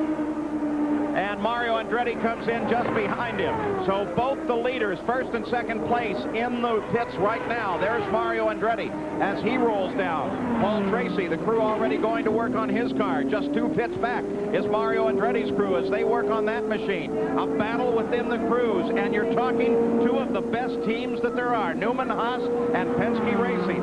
And now they wait for fuel. Paul Tracy is down off the jacks. They're still waiting for fuel on Mario's cars. Paul Tracy lights them up and heads out of the pit area in 16 seconds. Mario Andretti now down off the jacks and out of the pits as well. The leaders of the race both making stops under the green flag at exactly the same time. I think those were just what you call 2 really good, perfect stops. No problem with either one of them. And they're just going to keep on racing. Mario doesn't have a series of problems as he had earlier, but he's still going fast. Paul Tracy has been turning laps just under 220 miles an hour. Mario Andretti is a bit back. John Andretti missed his pit the first time he came through, had to go all the way around the 2-mile track and back into the pits, and as a result of that, he dropped back to 6th place. So John Andretti has now completed his 3rd stop of the race. So all of those running on the lead lap, which is 1st through 6th, have completed their 3rd stop of the race. We'll have 108 laps of the 250-lap schedule. Now, what we want to watch for now is how the cars handle and how they go and compare to each other with their fuel full of fuel, Paul, because sometimes the guys don't handle as good full of fuel as they do when they're empty.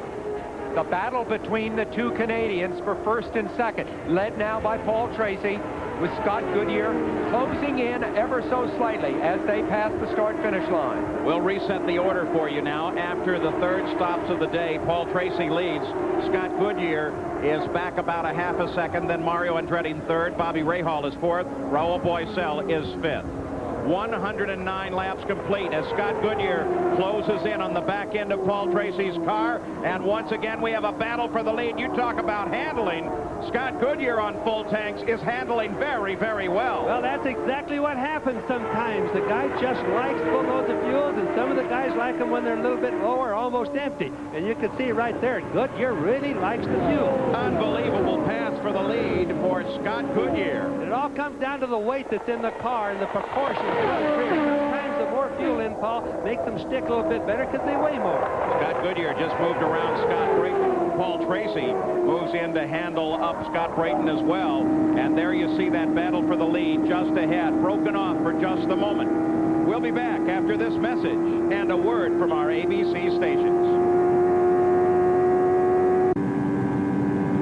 Back at the Michigan 500, and what great stories may be told at the end of this day. Scott Goodyear perhaps scoring his 1st win in a 500-mile race. The same may be true for Paul Tracy. Or will Mario Andretti score his 1st victory since 1988? Bobby Rahal perhaps could move up to the top of the order and extend his battle in the points. Or Rahal Boycell may win his 1st IndyCar race ever. It's a marvelous run at the Michigan 500. For the moment, the battle for the lead has broken off. Let's go to the pits. Jack Arute. Paul, let's update you on what they did to Paul Tracy's car during that last pit stop. It was a very, and I repeat, very minor adjustment. It was like a half a turn on the left front wing. Now, why did they do it? They only wanted to trim things out because Tracy was reporting that the wind was beginning to buffet the car. But now they're trying to search for just that 1/10 of a second advantage. They're very pleased with the run by Tracy in his pits. And they should be. Jack, the interesting thing, you had earlier reported that they had a little understeer in that car, and when they went to full fuel, it obviously made the car tough to handle for the first couple of laps, or at least that's what it looked like. And Sam, remember, what they're trying to do is literally talk Paul Tracy through this race. He's encountering things now. He's run 500-mile tests here at Michigan International Speedway, but never with wind and the draft and all the things that go with a full field of cars. So they're actually doing a little remedial racing right now and describing the adjustments as the car evolves with full fuel loads. They did the same thing for him at Phoenix earlier in the year, and he finished 4th.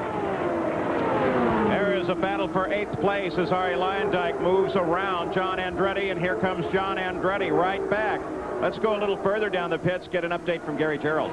Well, it's really been tough for John Andretti, Paul. He came in the same time that Mario and the other leaders were coming in. He had been running in the top 5, but he came in simply too hot. He hit the brakes once, knew he couldn't make it in, had to continue down pit road. That error has shuffled him back now into a battle for 8th place with Arie Luyendyk. A costly move. Now he's got to try to regain all of that lost ground. Costly move, but terrific battle. John Andretti is at the front of it at the moment. You know, it's awfully hard for these drivers when they've been out there running 230 miles an hour. Come into the pit sometimes and be able to slow down to a 0. It's really easy to overshoot the pit. And there is Arie Luyendyk moving down inside John Andretti, continuing battle for 8th place. And John Andretti once again coming right back. They just seesaw the 2 positions. Both drivers having entirely different lines. giving one an advantage in one place, another in a different place. All right, Lyondike, of course, down on the inside in the red car, won Indianapolis 2 years ago.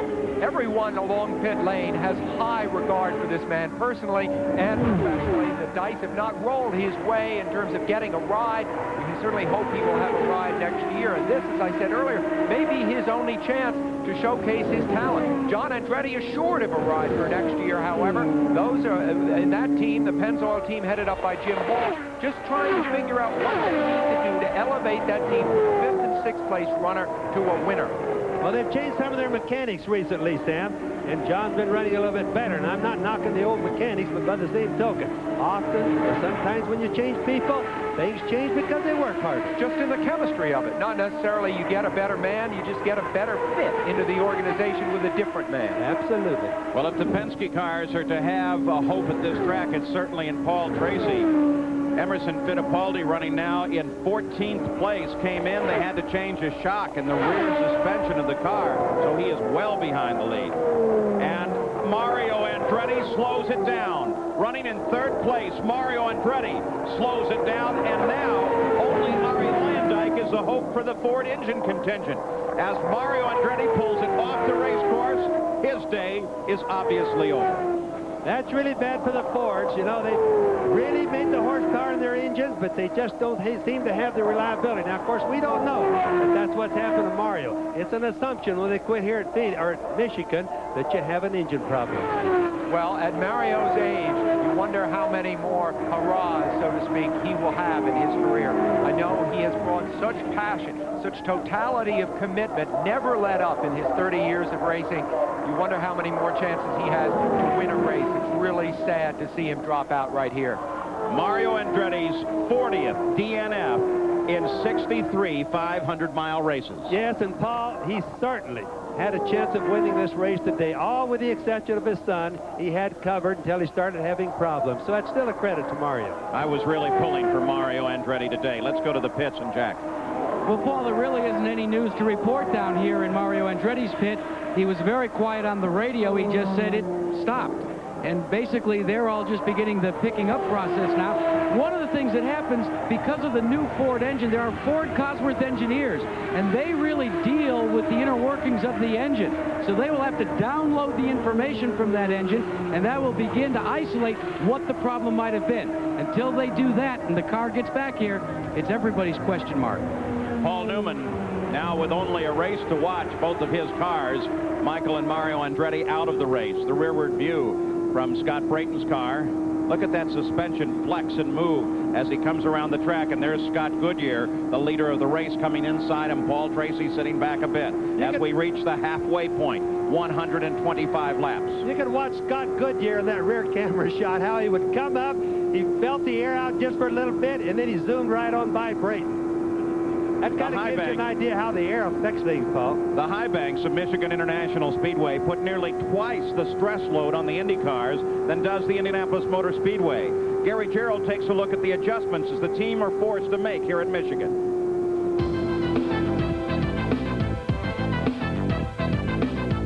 The biggest concern of every driver and every team here at Michigan is the fear of a mechanical failure because of the stress loads that these cars experience at speeds of 220 miles per hour on the 18-degree banking.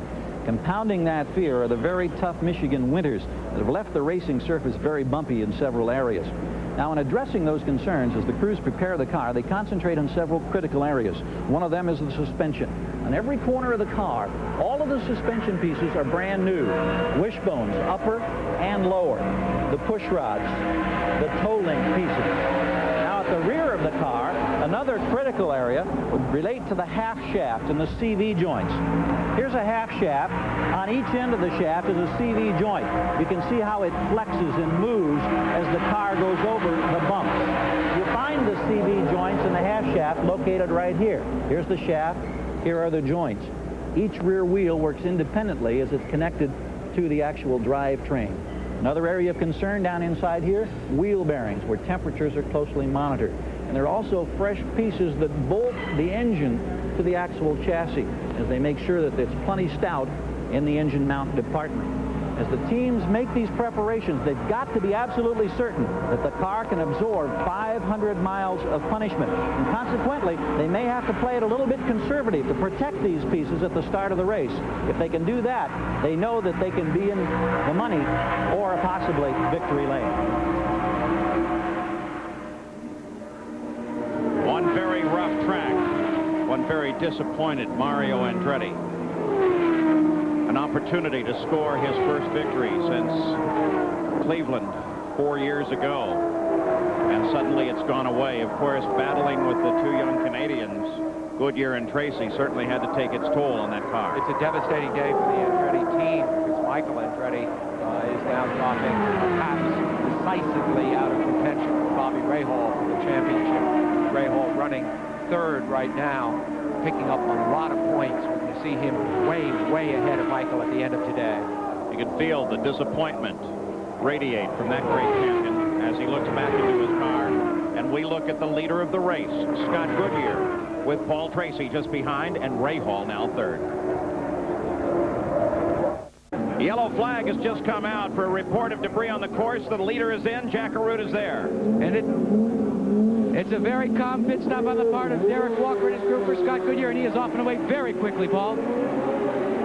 So anticipating that yellow, they got out quickly. Paul Tracy came in as well, and in fact had the scored lead for a moment because he was further down the line over the start-finish line. Bobby Rahal, the third-place car, rolls away. Here's the fourth-place car of Rahul Boycel. Currently running in fifth place is Scott Pruitt, having a magnificent run. So under a yellow for debris, the front of the field all comes in and makes now their fourth stop of the day. There's Scott Pruitt, the fifth place car, as he lines up under the yellow and turns down into the pit. So Scott Pruitt will make his stop as well. The True Sports team now waiting for him. That's Al Unser Jr. that slides by on the outside as he races for his pit as well. Little Al is running in sixth place. And in fact, as he passes Scott Pruitt on the pit lane, he moves up to fifth. So there will be a battle for fifth and sixth between these two cars as they roll out.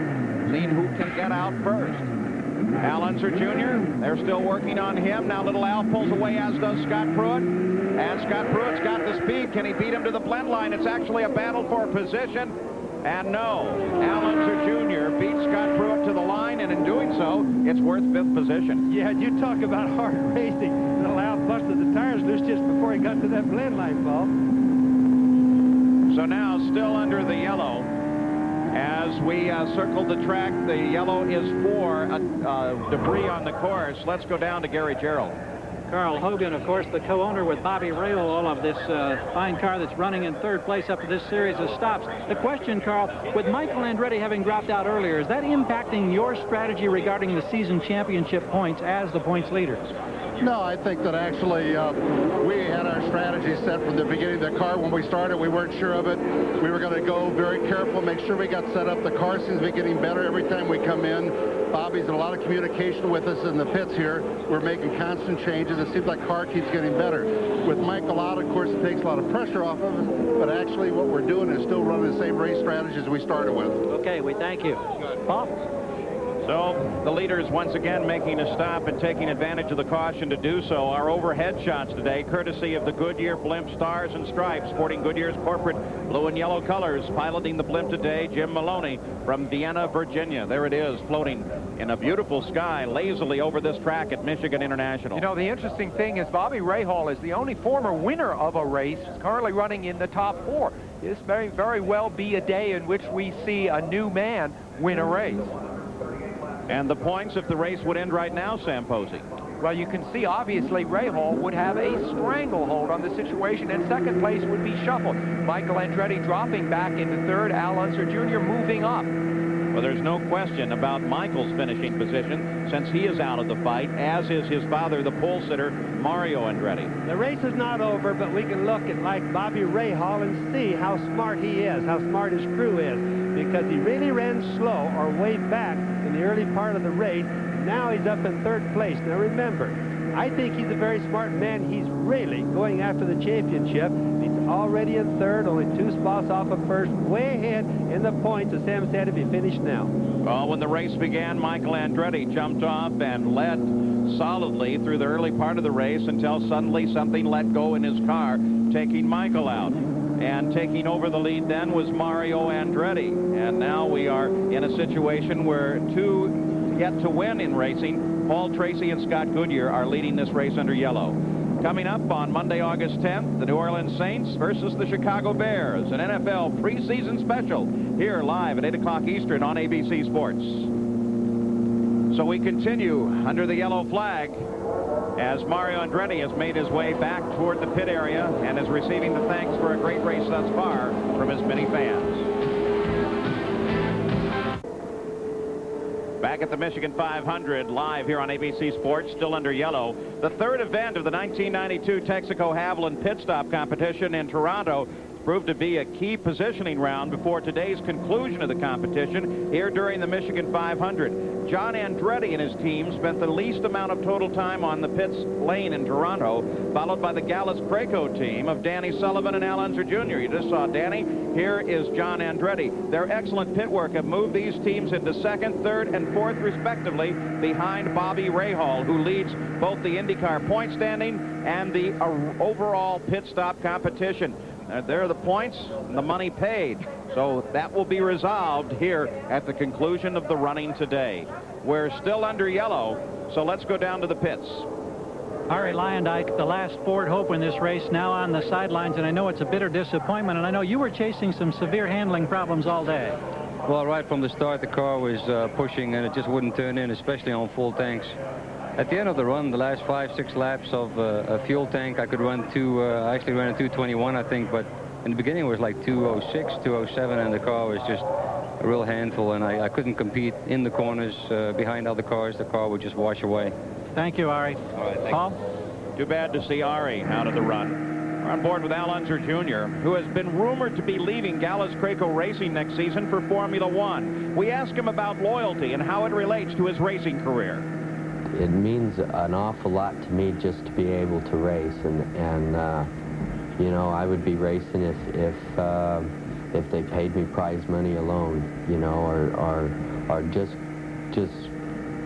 make me able to put my kids through school is all the money I need to go racing, and I don't do it for that. I do it because I love racing, and in order for me to put my heart into it, then I have to ask that back from my guys and from all the people that are involved with me, and if it slips, then my heart kind of goes away a little bit, and then it doesn't work.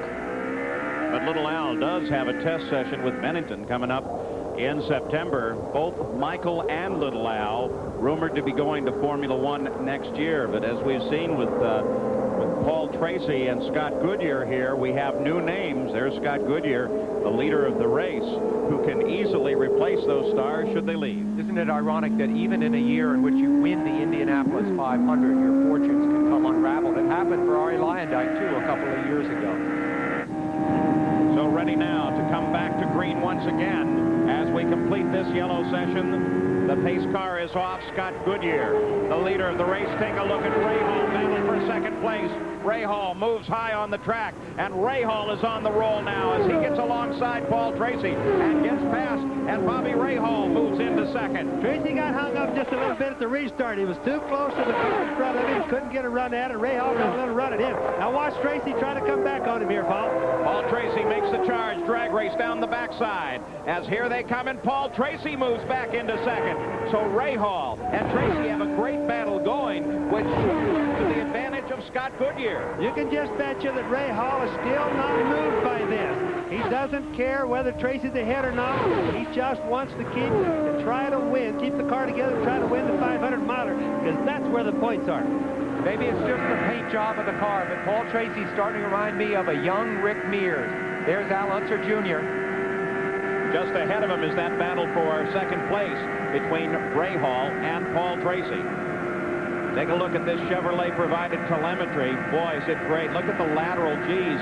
Sometimes in these corners, for a few seconds, you will see as much as 4 G's lateral.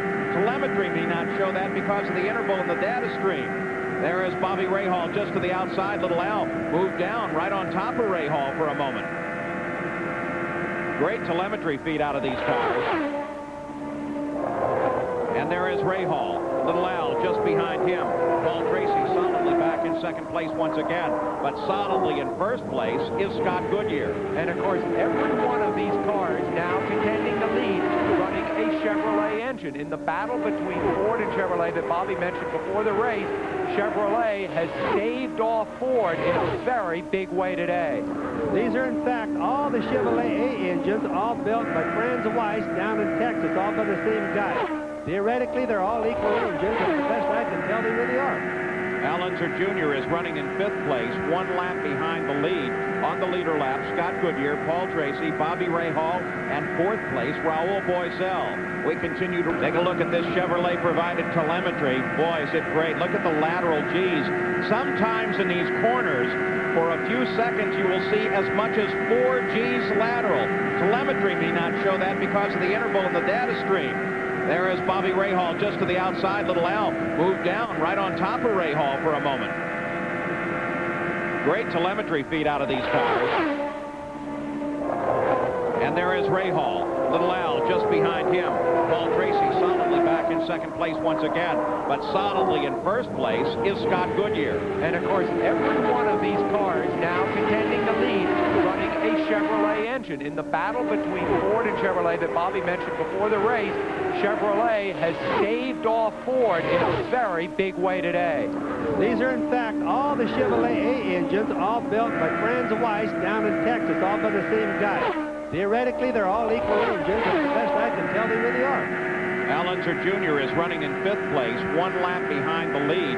On the leader lap, Scott Goodyear, Paul Tracy, Bobby Rahal, and 4th place, Rahul Boisel. We continue to ride with Little Al.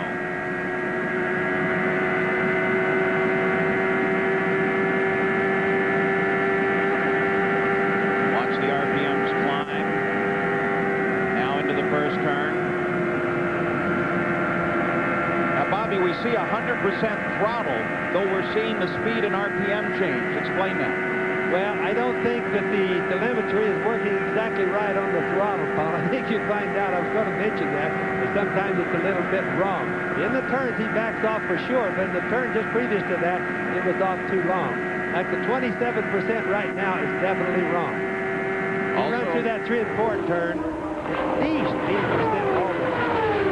6th place, Scott Pruitt moves inside John Andretti. And Scott Pruitt looking for a grab of 6th place. John Andretti had it. Scott Pruitt has just taken it away. Now a look out the front of Scott Pruitt's car. What a great view. Yes, and just look at the high line that John Andretti had. He was right flat on the edge of the black.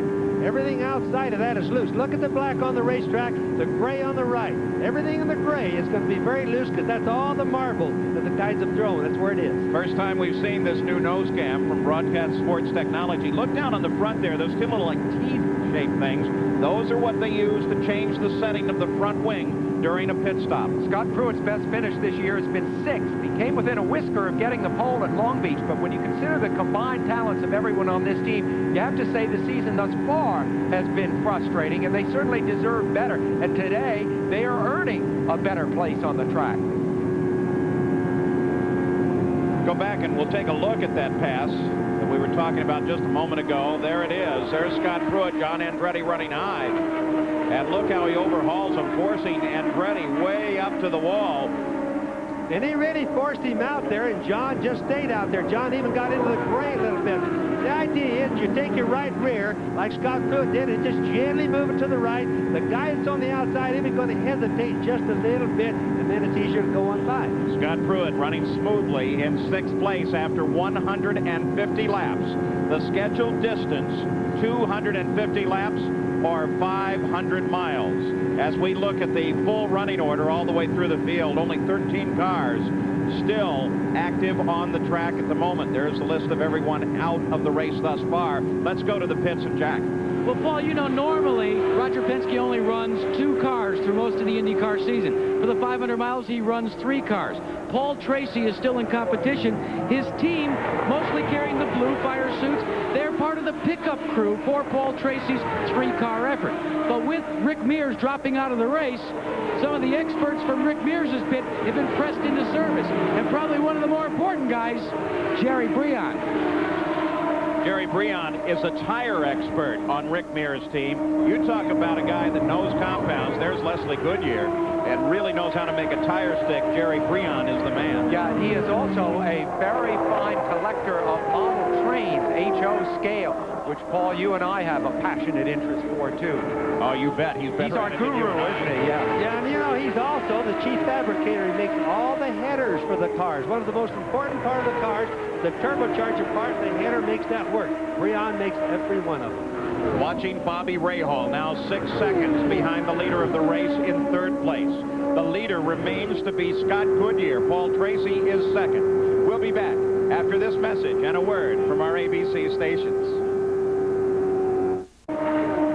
Back at Roger Penske's Michigan International Speedway, watching fourth place, Rahal Boycel in the number 11 car, the car normally assigned to Hiro Matsushita, who had that terrible accident at the Indianapolis Motor Speedway in practice, and Boycel has been driving this car since then. Matsushita gave it a try at Toronto, but his leg's still far too painful with a broken femur to be able to run the car, especially on a rough circuit like here at Michigan. After 153 laps, here's the race summary. Scott Goodyear, the leader of the race, having at that time led 57 of the 153 laps, though the average speed is well below the track record here at 189.7 miles an hour. But let's not forget, 189.7 miles an hour is the fastest 500-mile race run ever. It certainly is, and that was by Little Al, Paul, and that was a race where they didn't have very many yellows. He faked that thing hard all day long. Fastest race we've ever seen for sure. At the front of the field, it remains Scott Goodyear, Paul Tracy, and then third place is Bobby Rahal. None of those cars in contest. As a matter of fact, at the moment, none of the cars in the field in contest. Boycel was really happy. Not that Hiro got hurt, but he was able to get a ride from Matsushita. That's one of Dick Simon's cars, and the team is really gin and good, going fast this year. In fact, Dick Simon had promised that after Indianapolis, Rahal was going to have a full-time ride to the end of the season. This just helped a little bit more. Speaking of people who've been hurt, Nelson Piquet, about 2 weeks ago, made a trip to Tokyo. Remember, he was so badly hurt at Indianapolis. He took 2 first-class seats. There's Tony Bettenhausen leaving the pit. And was able to make a short business trip. It was great, he said, to get out and away from Indianapolis for a while, where he'd been recuperating. Tony Bettenhausen, who runs in 11th place, has been an off-and-on driver this year. Well, along with Bobby Rahal, he is the only owner driver in racing today, but you sense that unlike Rahal, Tony is shifting to be more an owner than a driver, driving only the ovals and hiring Stefan Johansson for the road courses. Tony is 40, he has 2 daughters, is said to have very little interest in continuing to drive into his 50s as Mario and AJ have. And Stefan Johansson, who has been driving this car from time to time, as you said, Sam, tested the car for True Sports last week at the Mid-Ohio Sports Car Course. So there is a chance there perhaps for Johansson with 2 different rides. Yeah, and Tony's a good owner. He's a good organizer. He's a good promoter. He's really good at that, and so he could get a lot of good drivers to drive that car. And boy, he's got some of that Bettenhausen blood in him, doesn't he? I mean, a man that truly loves racing in all its facets. It's interesting to watch the different grooves this guy takes. When we watch Tony going around, you watch, he's totally up high. Watch Scott Goodyear, he's down at the bottom. So there's different there. What's Goodyear like right there? Oh. Like you said. I didn't intend for that to happen, but nonetheless, I was pointing out the different grooves. I'm afraid we also saw a speed differential. You saw Scott Goodyear, whoa, as he really moved past there. And this is Scott Pruitt, a battle for 6th place. And behind him is John Andretti as he closes in, trying to catch Scott Pruitt. The only true battle on the course at the moment. Scott Goodyear running solidly in the lead. Emerson Fittipaldi now out of the race, and Gary Gerald is with him. Indeed, Paul, it's been a struggle for Emerson Fittipaldi. It started with a bad CV joint, and it never got any better today, Emerson. Well, the car was running really strong at the beginning of the race. I was diced with Scott Goodyear, and then when I came in, they found there was a CV joint leaking. And I went out again. I was already 3 laps down, and then I nearly lost into turn 3, and we had a rear damper off. And now the handle is very tricky. We don't know what's wrong in the car. We decide to stop. Emerson, a lot of speculation about your future for next season. Any comment? Will you be racing with Roger Penske in '93? Well, everything looking very good for next season. Thank you, Emo. Paul? Great way to not answer a question. Yes. Now, Paul Tracy is the whole hope for the Penske organization. You know, Emerson's CV joint, that's really the U joint, the CV joint on the rear axle. And what happens when he says it leaks is it's got a rubber boot around it. The rubber gets torn and melted off, and the grease leaks out. That's very dangerous, Paul. Let's keep an eye now on the third-place car of Bobby Rahal. The officials, one of the track observers, reported they thought they saw a spray at the back of this car, which, by the way, is Lola Chassis 007. So Rahal, who was given to name his cars, obviously this one is 007. He's running awful low and slow. Whatever it is, it probably has finally affected the car as Bobby Rahal is on the pit road out of third place. Gary Gerold awaits his arrival. After a quick run from Emerson Fittipaldi, here's Rahal, and we'll wait. They keep the engine running. They look at the back of the car. There's an official there checking to see if there's any kind of spray or not. Crew is cleaning the radiators. Water bottle back out, off the jacks. 12.6 seconds, and he's back on course. So the IndyCar officials would have had a good look at that car while it was in the pits and be able to look at it for any moisture, which might indicate a spray problem. You saw a puff of smoke there as he went up a gear, but that's fairly normal to the cars. Well, what would happen there is then their decision would be to come on in. They're just about ready for pit stop anyway. Come in, let the guys look at it so he doesn't get black flagged, and then go back out. Hopefully it didn't have a leak, and that's what they wanted to show the officials. Unfortunately, that's what it did in terms of his scoring position. Dropped him from third down to fourth and put him a lap behind the leaders. Let's go to Gary. Well, here's the culprit from Bobby Rahal. This is what came out of one of the radiators. And when you seal off that important flow of air, temperatures go up. It was an overheating problem that was causing that touch of spray. Now they hope there's been no damage and the temperatures go back down. Right there is why you see at so many racetracks a sign that says control your debris, because it can be about a $100,000 problem if that gets into your radiator. Al Unser Jr. now closing on the back of Bobby Rahal. Little Al runs in fifth place. This is a fight for fourth. Rahal is currently there, but Little Al can smell the possibility of a pass. There it is. Little Al down inside Rahal. Can he hold on to fourth place? He does. Yes, and it's obvious Rahal had problems with his engine. You know, when they get too hot, you figure those things make well over 700 horsepower. They can't stand too hot for very long because the cylinders start detonating, exploding inside, and then the engine will break. So Rahal has definitely lost a little bit of engine. And there is Rahal Boisel, who was his nemesis earlier, in third place as he comes around him. Of course, with Bobby Rahal being back a lap, that's not a contest for position. Boisel now runs in third. Again, the top of the order. Scott Goodyear leads it. Paul Tracy is in second. Royal Boisel sits in third place, and he is 8 seconds behind the leader of the race. So the front of the field still close together, but not in contest. Rahal got a pit stop out of the way right there, so even though he slid back a little bit, Paul, it may not be too bad. The main problem is, again, if he has engine problems. Look at Little Al's right hand. You can see how much the steering feedback gets in the turns. Look more importantly at his helmet to see how much bouncing he's doing in the cockpit. That shows you what the drivers have complained about here on how very rough this circuit is. So Al Unser Jr. running in fourth place as we look down on the giant crowd here at Michigan International. We'll be back.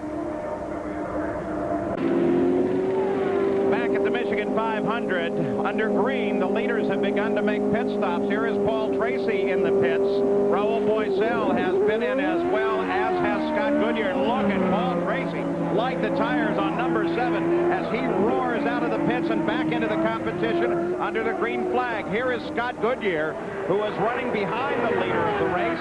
Can he beat Tracy to the end of the pits and pick up the top position? Scott Goodyear moves into second place, but Paul Tracy is already rolling back at speed, and Paul Tracy should assume the lead of this race.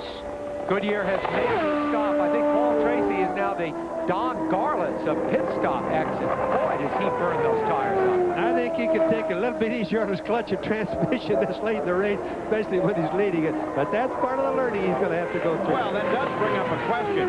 Emerson Fittipaldi went out of this fight with a problem with his CV joint, his constant velocity joint, the modern version of a universal. That's something that is really pressured when you roll out of the pits hard like that. Well, it just literally kills him. It's really hard on him. Of course, if you get the tires broke loose hard enough, it doesn't make a lot of difference. He did eventually do that. Are there problems for Scott Goodyear? Perhaps Gary Gerald can tell us. Paul, the first glitch in the armor of Scott Goodyear today on the pit stop while we were in the break. He overshot the mark by about 18 inches to 2 feet. They had to push him back because, remember, these fuel hoses are only about 9 to 10 feet long. Consequently, it was a 19.5-second stop. That's about 6 seconds longer than normal, and it translates to a lot of yards on the racetrack. Well, it made the difference between first and second place because Scott Goodyear is in second now, 4.5 seconds back. Gary, it's still incredible, isn't it, that they slow from 225 miles an hour to a specific exact point. To overshoot by just 18 inches seems an absurdly small margin of error. We become so accustomed to seeing them hit those marks routinely that when they do have to lock it up and slide those few inches past, it's an agonizing moment for everybody in the pit. But people still have to remember, 225, 230 mile an hour. This was just a few laps ago while we were in break. It's Paul Tracy, his car working very well on a light fuel load, was able to maneuver up and get past Scott Goodyear and take the lead. Of course, they were using Scott Brayton's position to aid in that pass just a little bit. But it's obvious that on light fuel loads, Tracy is in very good shape. Scott Goodyear tried to come back hard. They both know that they were racing within a very few laps of a pit stop, but still, neither one wanted to give up. No, that's the time you'd really like to get a little advantage on the other guy so you can have that little buffer for the pit stops. For example, Scott Goodyear crew made a little mistake, or he made the mistake, and they suffered from it, so he's behind a little bit now. So as a result of that pass, and then the pit stops, Paul Tracy got into the lead. Scott Goodyear fell to second, Rahal Boycell third, Bobby Rahal fourth. And into the pits was Scott Goodyear. Now you can see they just couldn't quite get that fuel hose in of Scott Goodyear. There's Bobby Rahal in. We're back live. Bobby Rahal, fourth place, into the pits with a cooling off jack. Well, Paul, you talked about, Gary Gerald did, about the debris that was in the radiator and the problem and the concern that it might cook the engine. That's exactly what has happened. It's all over for Bobby Rahal today, and that is not as costly as it could have been in the chase for the championship, because his major competition has gone out already.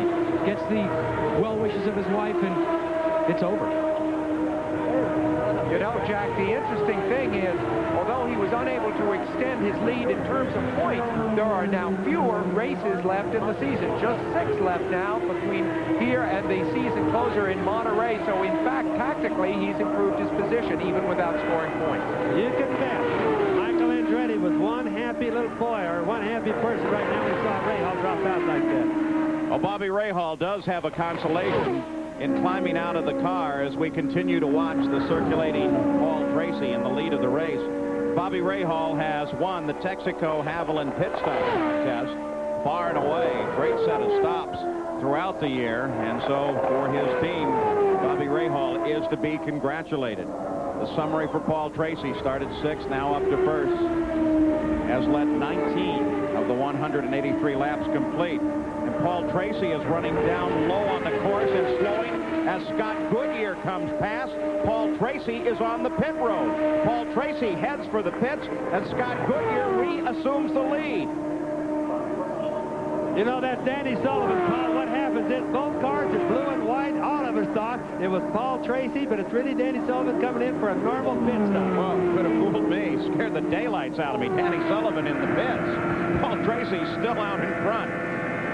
So Danny Sullivan, well off the pace of the race, running in 10th place, makes a routine stop. You know, the interesting thing about Sullivan is he has won 4 of the 24 500-mile races that he has entered. He has the best batting average in all of racing for 500-mile races. He's not going to add one today, I don't think. You know, Sam, it's interesting how those 2 blue and white cars on the racetrack look identically the same. You can't see the difference until we see the onboard cameras to see them up close. There's Paul Tracy, still on the track and going fast. Now consider this possibility with 186 of the 250 laps now complete. Paul Tracy leads it. Scott Goodyear is second. Rahal Boycell is third. None of those names have ever appeared in the top position at the conclusion of an IndyCar race, let alone a 500-miler. And look at 2 Canadians and 1 guy from Brazil. you figure what is on Paul Tracy's 23-year-old shoulders right this minute. He is running at the Boss's racetrack. He's running exactly a year after his first race for Roger Penske, which he crashed last year here. And suddenly he is leading the race. Neither of his teammates, Mears or Fittipaldi, is in contention. They're both out. It's all resting on him, and he may very well get the job done. You know, Sam, above that, he's really looked like a pro all day. He's looked like he's done a lot of 500 milers because we've been watching how he works the traffic, how he works the crew, how he's just generally been thinking on the track. And it's like a veteran. You see the interval first to second place, about 4.5 seconds, but a tremendous distance here. Now, Sam, if you want to prophesize a little, Rick Mears scored his first 500-mile race win driving for Roger Penske in his third 500-mile run. That was the 79 Indy 500. I see where you're going. Paul Tracy is driving for Roger Penske in his third 500-mile run. I got no problem thinking that Paul Tracy right here is not only a driver of the future, he's a driver of the here and now. I think we're looking at one of the best drivers in IndyCar racing. Bobby Rahal out now is with Jack Arute. Well, Paul, he's walking away from us here. We'll try giving the congratulations to his crew because they really did do a fine job, Bobby. What put you out? Well, there's so much garbage flying around the racetrack, and I guess we sucked the bag into the radiator, and it just blew out all the water, and it's really a damn shame. It's because the car was running very, very well, and you know, we had guessed a little bit on the setup, and the car really started to respond as the day went on, and you know, it's just ridiculous the amount of paper and garbage on the track. Well, one of the things you might want to share with your crew is they have just determined that your team has won the season-long Haviland Pit Crew Championship. Congratulations. They've done a super job, and this is our first DNF, and you can't even call this their fault or anybody's fault. It's just there's so much paper, but I'm real proud of them. They've done a super job all year. Paul? So in the points fight, Rahal out of the race, Michael Andretti out of the race. Al Unser Jr., who was second in the points, currently is running in fourth place, but Paul Tracy is leading. We'll be back. Back at the Michigan 500 before a giant crowd, 196 laps now complete. Consider these names: Rick Mears, Emerson Fittipaldi, Mario and Michael Andretti, Bobby Rahal, all out of the run. And so there you see who we have left. Names like Paul Tracy, Scott Goodyear, Rahul Boisel, three names who have never won an IndyCar race, running in the top three positions, followed by Al Unser Jr. and Scott Pruitt.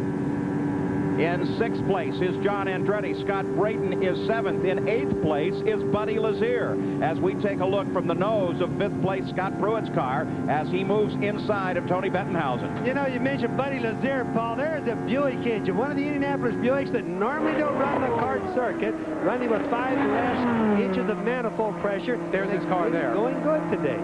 Buddy Lazier, new team arrangement now that Leader Card Racing is out. Here is Hemmelgarn Racing, new sponsor, Viper Security Systems, and they expect to put a lot of money into this racing effort. So here may be a growing team of the future with Buddy Lazier and Ron Hemmelgarn. Let's go to the pits and Jack. Well, another budding team that we may see some major changes is right here in the Penske team.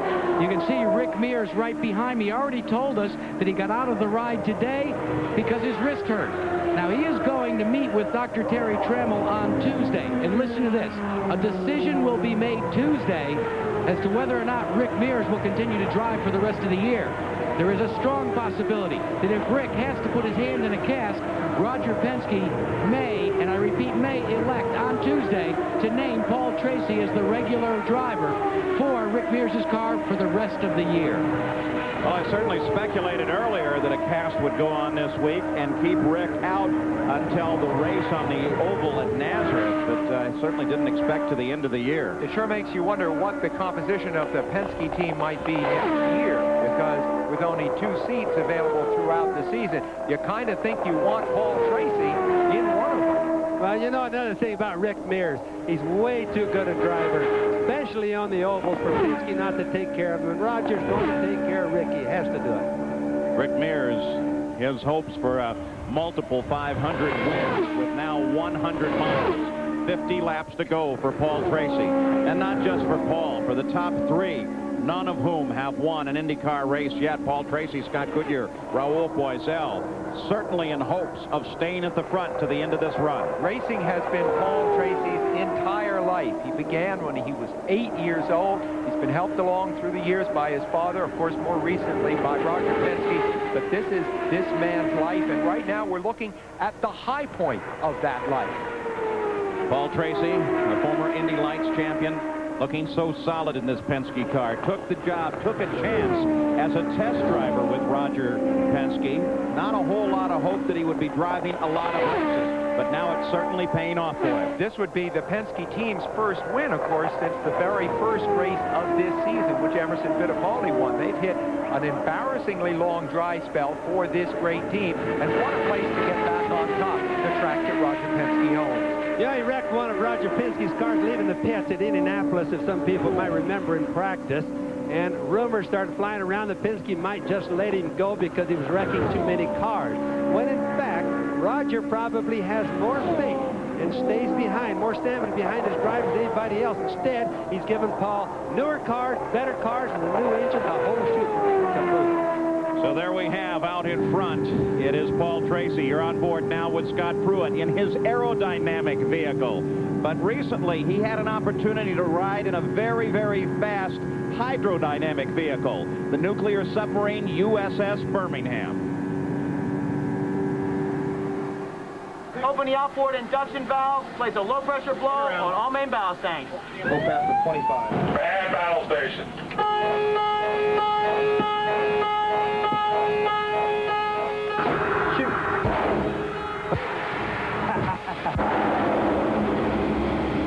That's pretty impressive.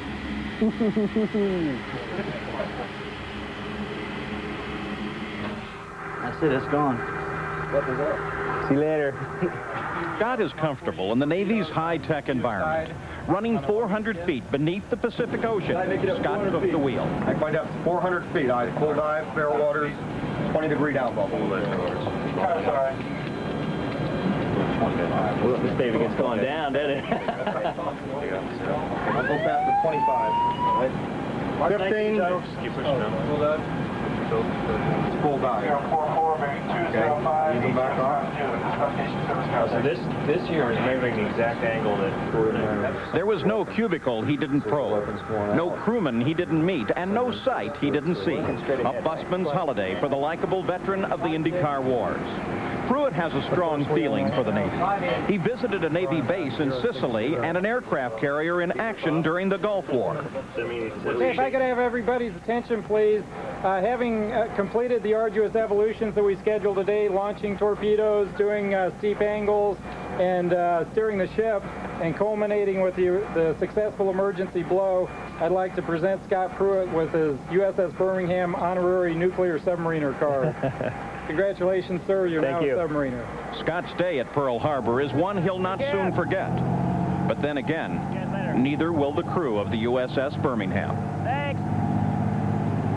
Scott Pruitt still runs in 5th place behind the lead of the race, but he is closing on Al Unser Jr. just ahead. So a battle very shortly developing for 4th place as Scott Pruitt in that True Sports car looking very solid here today, pursuing the Galmer of Al Unser Jr.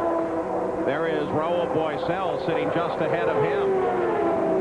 So Scott Pruitt is on a charge. Now Boisel is a lap ahead. And when he gets around him, even though Boisel is in 3rd, it is not a battle for position. He must first get around Al Unser Jr. and then come the full 2 miles and catch up. The idea, Paul, would be to get ahead and then have a yellow. Nobody wants a yellow, we don't, but get a yellow. Then he comes back around on the same lap, then he really becomes competitive. So many people thought that if Scott Pruitt had a success this year, it would come on a road course. It's kind of surprising to see it come here on the oval, and very encouraging because this team has battled with problems on high-speed tracks. Today, they're doing very well. In 6th place behind Scott Pruitt is John Andretti, then Scott Brayton, then Buddy Lazier, then Danny Sullivan, then Tony Bentonhausen.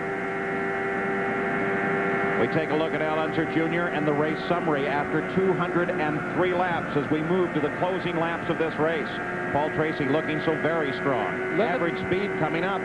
Look at the strap on the our right-hand side, the left side of little Al's helmet. You can see how the drivers keep their heads up by pulling 2.5 G's in the corners. Without that strap, there isn't a driver here that can hold his head up. 189.7 miles an hour, the race record. And of course, they're now just about 2 miles an hour in average speed a race from that. Look at him reach up and just readjust his visor. No, he's not adjusting the visor, Paul. He's pulling the helmet back down his head. What happened is the wind is going over there. It isn't all the rough track making it shake. It's the wind making his helmet shake, and it lifts it up. Just imagine an airplane wing. That's what the helmet is. It's trying to go in the air. More great Chevrolet telemetry, which gives us a great reference for how much over the 500 miles on this very long afternoon, Al Unser Jr. and the rest of the drivers have been bounced around. Boy, look at him go up and down in that seat. It is a violent ride out there. There's no question about it. You see Scott Pruitt sweep by. To finish this race is kind of something mixed emotion because you get beaten up so bad. 211 laps complete. We move to the closing laps of this race, but Gary Gerald, I would suspect we're going to see some additional pit stops by everybody. Paul, that's what's interesting right now. They're doing the math in the Derek Walker Scott Goodyear pit. There are now 39 laps to go. The normal pit window is around 35 laps. It's now been 35 laps since their last stop. We expect Goodyear at any moment, and they hope is the key word, but that's the last time they'll have to come in. Now let's check on the Tracy situation with Jack. Well, Gary, Paul Tracy has been called in just as you switched it down to me. Tim Bumps and the rest of the crew, including folks, as we said, from Rick Mears' crew, awaiting what they have determined will be their final stop of the afternoon. Now, he has not complained at all afternoon about the handling of the car, and they continue to talk him through. Roger Penske working on the radio with him, waiting for him to make his presence known. They have talked him through about how important it will be to leave the pits properly. He's been lighting the tires up, and they are going to try and get it as he brings his presence down here to the pit board. Let's see if they will make any changes. He locks the tires up, and he goes to work. So Paul Tracy in the pits. Scott Goodyear comes in as well. Both cars in. Now it is a battle of the crews. Paul Tracy has been getting out the fastest recently. Scott Goodyear, there is Paul Tracy already away. Scott Goodyear still waiting for his rollout. Paul Tracy heads out. Rahal Boisel comes in the pits at the same time. A long stop for Scott Goodyear. Finally, with the fuel fully in, he heads away. About 18 seconds for Scott Goodyear, the same length of time on the stop for Paul Tracy. That owing mostly to the slow fuel flow as they get the final gallons in. It's always slower then, but if you notice on Scott Goodyear, he locked up the front brakes just as he got there. This is something he'll learn after he's run this 500-mile race, and he's got too much brakes on the front, and that's what caused him to overrun the pit on the pit stop before. Cost him about 5 seconds, Paul. This time, though, he did nail it, Bobby. Here's Scott Pruitt into the pits, and of course, if you do lock up that front wheel on a stop where you know you're going to change the front tires, it's not so bad. Report now coming from the IndyCar officials that Scott Goodyear's jack, as we watch Scott Pruitt making his stop, the jack that comes out of the bottom of the car, which just is a round cylinder about 1.5 inches in diameter, as Scott Pruitt spins the tires coming back, got stuck, causing a depression in the hot asphalt here, and they couldn't get the jack back up for a moment. Let's go to Gary. Well, on the Goodyear stop, on the left rear tire, they're concealing a significant wear point. There was a strip about 4 to 6 inches long where the rubber had torn away. We don't know if the tire was cut. We don't know if it's a blistering problem or what, but that could have affected the handling on Goodyear's car. Now he's got fresh rubber. Can he catch Tracy? And of course, what you're watching is a tire engineer from Goodyear Tire and Rubber Company taking the temperatures in 3 to 4 places across the surface of the tire, and what that tells them, Bobby Unser, is how the suspension is handling, doesn't it? It certainly does, Paul, and not only is Goodyear's information that they need, but also to help the guys see how their car went during the race. All right, let's go back and take a look at Scott Goodyear's last stop, because he runs now in second place behind Paul Tracy, and that last stop made a difference because apparently a jack got caught. Now, watch the car. The jack's underneath the car. He rolls in, locks the brakes just a little bit. The jacks engage. See, the jacks are in the car. Down underneath the chassis. They thrust out from the car. There are 4 of them, 2 in front, 2 in the rear. You can just get a glimpse of one behind the right front wing there. And Well, it came down very slow, and it came down slow because one of them was stuck. In fact, the right front looks like it's still out a little bit. Well, what happened? He really didn't stick it into the pavement, Paul. It was bent just a little bit and wouldn't retract. The rear dropped down first, and then the front came down too slow. But, you know, if he did have to stop some more, he'd probably really have a problem. Again, the IndyCar officials keeping an eye on this car. Fourth place, Al Unser Jr. They reported some smoke at the back of the car. Well, Paul, you said before the race, this is a race of attrition, and that is exactly what's happening now. We're very near the end of the race, within 50 miles of the end of the race, and cars are beginning to really show the strain of racing at this place. It happens every year. It's happening again now. Often the smoke that they see comes right after pit stops, and it really isn't smoke. What it is the cars are rubbing bottom, and they let out a little smoky puff underneath from the car rubbing. Just imagine a car rubbing at 230 miles an hour. Well, and they're rubbing because they've just taken on a full 40 gallons of fuel. That's about 280 pounds, so it's sitting down harder on the springs. And they start the cars right almost on the ground. If you look at these pictures, the cars go by, you'll see they're so close to the ground. Look at little Al's car there, almost touching right now. So when it gets down the turns, it rubs. So no sign of additional smoke or vapor at the back of the car. This is Scott Goodyear when he came out at the last stop. Watch the front right area, we're told. Front right wheel of this car as he's rolling back to speed. You see that coming out from underneath, Bobby? It just kind of poked out a second and went back. Yes, and probably what that really looks like, it looks like the jack. You see what happens when the car went down to the pit stop, Paul? The rear end went down first. He put it... retracted itself, so it bent it, and I'm sure that that is the tube from the jack that raises the car in the air. So as I told you, he probably couldn't have made the next pit stop if there were to be one. Well, let's hope that that didn't have any sharp edges. As Scott Brayton gets into the wall, Scott Brayton grabs the wall, up off of turn 3, rolls to a stop. The yellow flag is out at 220 of the 250 laps. He was running 7th. He's done some serious damage to that car, and I think it's the first crash he has had this year and in a long time. Brayton may not have been the fastest driver on the track in the last few years, but he's been very reliable. He's okay. We constantly refer to Dr. Terry Trammell, that orthopedic surgeon out of Indianapolis, is so good with these guys. That is Terry Trammell talking to Scott Goodyear right there. So he's not just good in the operating room, he is right out on the track constantly with these guys. To Scott Brayton. He seems to be fine. He's the guy that Trammell that reconstructs all these feet that you hear about getting broken in Indianapolis, but he loves racing, and that's the reason he's here. Well, let's hope that we don't see too much of that anymore. They're working on new rules. In fact, Mike Devin of the United States Auto Club Tech Committee was here yesterday, and they were talking about new rules. There's the accident right after he got into the wall. At least he got the back end of wall around and slapped the wall with the left side of the car. Yes, and if you look at the right rear tire, it's flat, Paul, and it's not bent up or anything. Look at the hole in the right rear tire.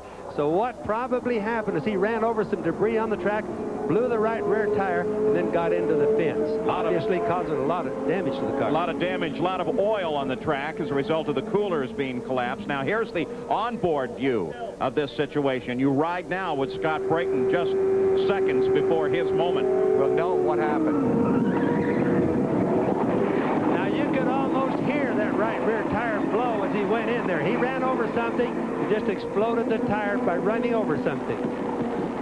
So the first really serious contact with the wall in this 500 miles, but Scott Brayton is okay standing out of his car. We have 222 laps left. We'll be back after this message and a word from our ABC stations. Back at the Michigan 500, the 5th caution period of the day. This time, perhaps the most serious, as Scott Brayton catches the wall coming off of turn 3 after he has a problem with the tires. Looks like he hit some debris on the track. They're now trying to get the car on the hook. Scott Brayton from nearby Coldwater, Michigan is okay. Now, Bobby, this was him right after he lost it and into the wall. Yes, and he did it right. Look at the straightaway back there, Paul.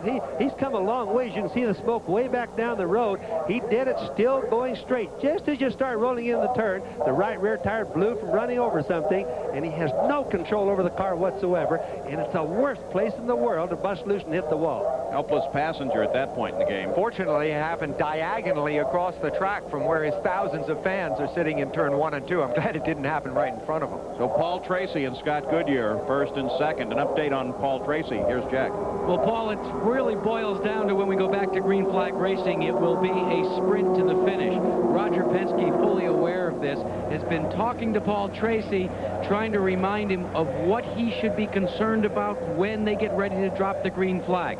He went over several times on the radio. Remember, the green can come out in turn 3. Be ready there, because when you get to the stripe, you better be full on. And all that Paul Tracy said was 10-4. Let's check in with Gary Gerald.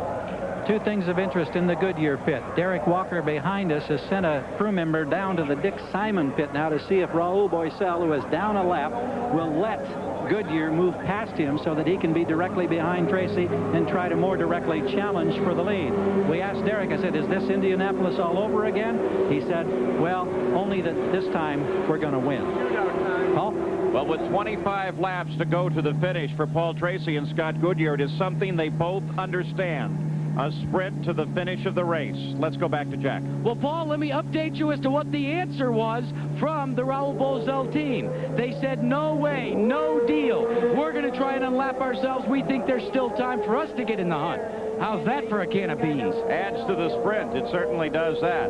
So Tracy, then Goodyear, then Boycell, then Allenser Jr., then this car, Scott Pruitt. So as they circle under the caution flag, with only one real accident here today, let's go back and think about accidents in the past here. Michigan Superspeedway has seen its share of incidents. It's no exception today, but really only one, when before it has been quite busy. In the first race in 1981, during a pit stop to refuel Herm Johnson, the car, then the pits were engulfed in flames. The fire spread to include Bobby Unser's pit before it was finally brought under control. Bravery was commonplace on that day. The following year on a restart, Hector Rabacchi and A.J. Foyt tangled, sending both cars into the wall and taking several others out of the race. In 1983, Kevin Cogan tangled with Gordon Johncock. The front of Gordy's car was crushed, and he suffered leg and foot injuries. On the final lap of that same race, John Paul Jr. challenged, then passed Rick Mears for the lead. But as he did, turbulent air from Paul's car sent Rick sliding. He slammed the wall. Then Rick was lanced by Chris Neifel.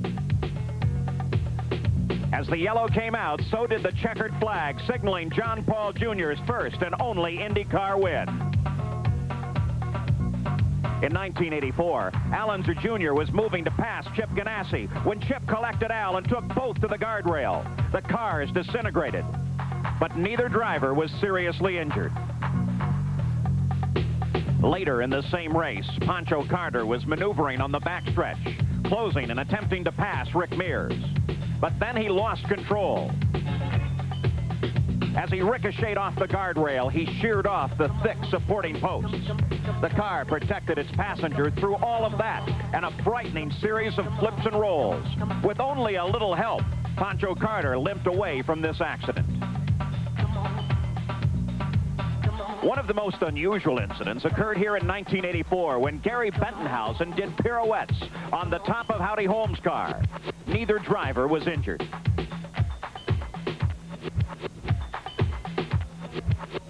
It was this accident that caused Mario Andretti to miss a race for the very first time in his career, as he suffered broken ribs and a shoulder blade. Danny Ongayas barrel rolled down the backstretch, destroying his car, but Ongayas walked away. Some of what we have seen in the past here, a much safer day. Look at the hole there in the right rear of Scott Brayton's car. He's okay. He's been checked over at the hospital, and they report he's in good shape. So now what we have is a sprint to the finish between Tracy and Goodyear. Still cleaning the track up after Scott Brayton's accident gives us a chance to look at something they're experimenting with. You might not think that auto racing and basketball have anything in common. Our Jackaroo shows us they do now, thanks to a recent development.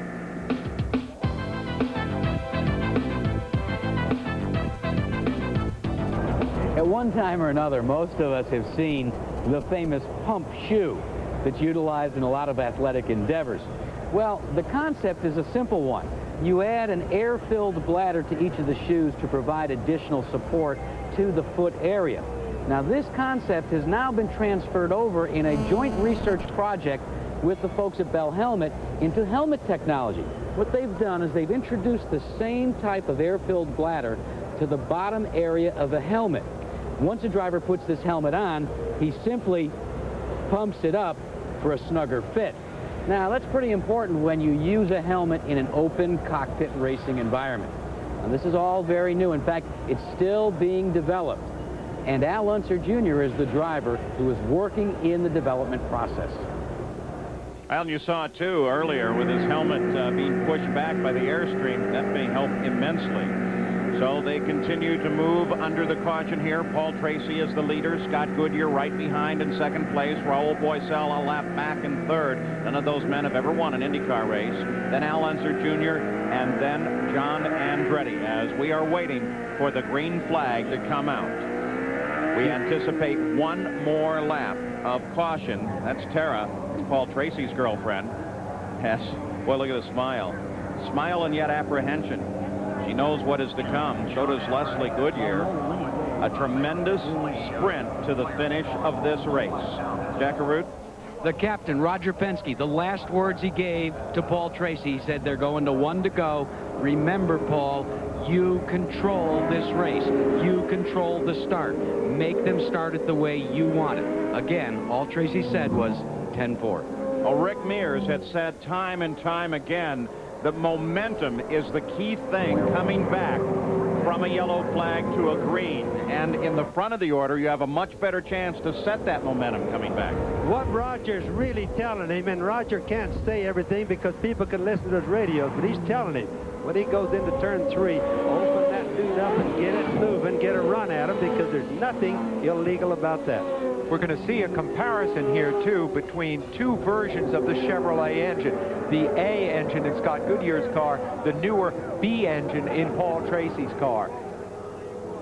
At Tiny Field, still circulating, Johnny Rutherford in the PPG pace car, Roger Penske wondering if his newest driver can earn a 500-mile victory, which would be Penske's 20th. You see there, that's Rahal Boycell. They could not strike a deal. He is going to start right behind Paul Tracy, even though he is a lap down.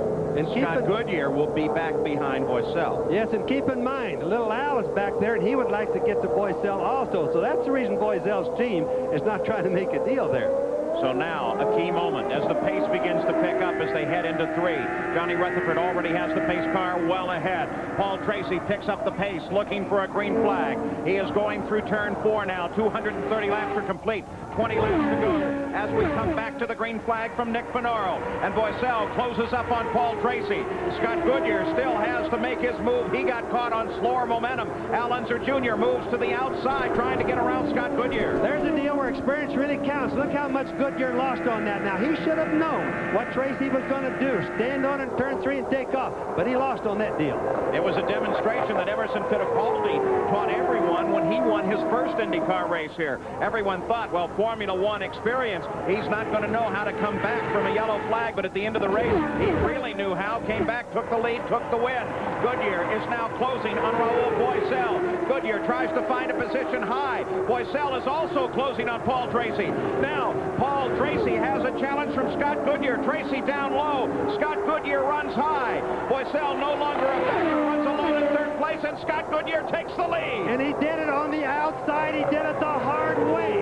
And now it's Paul Tracy coming back again. He moves to the inside. Goodyear maintains that high groove. It works for Goodyear. Boy, you can tell how important it is for these two Canadians to go against each other. 232 laps are now complete. Scott Goodyear is out in front and beginning to pull away. And remember, we saw how full load of fuel works for Scott Goodyear. He's demonstrating that right now. Tracy doesn't work as well on a full load of fuel. The lead changed hands 4 times in a single lap and put Scott Goodyear in front. Now Paul Tracy in the 7 Mobile car is trying to catch up as best he can. but Scott Goodyear drove around Paul Tracy despite the fact that Tracy got the best restart. You just don't see guys that are just so new, that have never won a 500-miler, pass each other on the outside like Goodyear did to Paul Tracy. But when you say new, we're talking new to IndyCar racing, which means that you have been several times a champion in another form of the sport before you come to IndyCars. And now Scott Goodyear, number 15, runs in front, possibly looking at a win. Here is the pass once again. Boissel down low. Goodyear up on the high side. And Scott Goodyear just working that high groove, and it worked to perfection. 2 cars in one turn, Paul. Both of them on the outside. It just isn't done very often. A magnificently prepared machine, prepared by Walker Motorsports, and it's looking solid now. I would have thought at this point that Paul Tracy would be tighter in contention, but he's 2 seconds back from Scott Goodyear. Well, I really believe if they had low fuel, if their fuel was almost out, Tracy would have been a heck of a lot more competitive. Looking back now to the fight between Little Al and Rahal Boissel. Boissel in 3rd place, Little Al in 4th. It is a battle for position as well. And Boissel, you can see moving in the high groove, is around Paul Tracy, and it looks like Al Unser Jr. is going to get around him as well. I wonder if there's something wrong on Tracy's car. There's obviously something wrong. Paul Tracy hasn't run this slow all day, and not saying that Little Al is running slow, because he's running fast now, but he's always been faster. What could it be coming back from a yellow that might slow Paul Tracy down? Well, it could be that he's just maybe hurt the engine a little bit on the shifting, Paul. Who knows on that? Paul Tracy continues his battle with 4th place Al Unser Jr. Even though Paul currently runs in 2nd place, Jr. a lap behind. Scott Goodyear is now pulled out nearly 3 seconds ahead of Paul Tracy. 237 laps are complete. During the yellow flags, they sometimes adjust the engines to a leaner setting to save fuel. If you don't turn it back up in time for the restart, you can have problems. I doubt that's it, but it is perplexing because he seems to be down on power rather than handling. When he was in the lead, he was running laps at a terrific rate. Now Paul Tracy appears to have slowed just a bit, and Scott Goodyear is looking strong. What about Paul Tracy, Jackaroo? Well, Paul, they're all mum in Roger Penske's pick, but he has radioed to Paul Tracy, drop it into 6th gear. That, to me, would be an indication that their telemetry is telling them some problems with the engine. Yes, that's their cruise gear. Obviously, he was going for the racing gear, Jack, and he's dropped it in the cruise gear now because they saw that it's a lost cause at the moment. Talk about a changing of the guard. New faces coming to the front in IndyCar racing. Paul Tracy, Scott Goodyear giving us a terrific race. The interval from the Stars and Stripes overhead, the Goodyear blimp, as we look down on the track, and you see the interval. 1st to 2nd with Scott Goodyear out in front of this run and pulling away now 4.2 seconds ahead of 2nd place Paul Tracy. Will he get a payback now for the Indy 500? You know, I think it's just fabulous for Scott Goodyear to have done what he did in Indianapolis, the 2nd place, so close to winning it, next to Little Al, and then to come back at the Michigan 500 and show that it wasn't a fluke. Stars and Stripes floating overhead as we go to the final 10 laps of the run. And for the moment, it looks like Scott Goodyear has been able to resolve any differences that he may have had with Paul Tracy and continues to pull away at what for Tracy must be an alarming rate.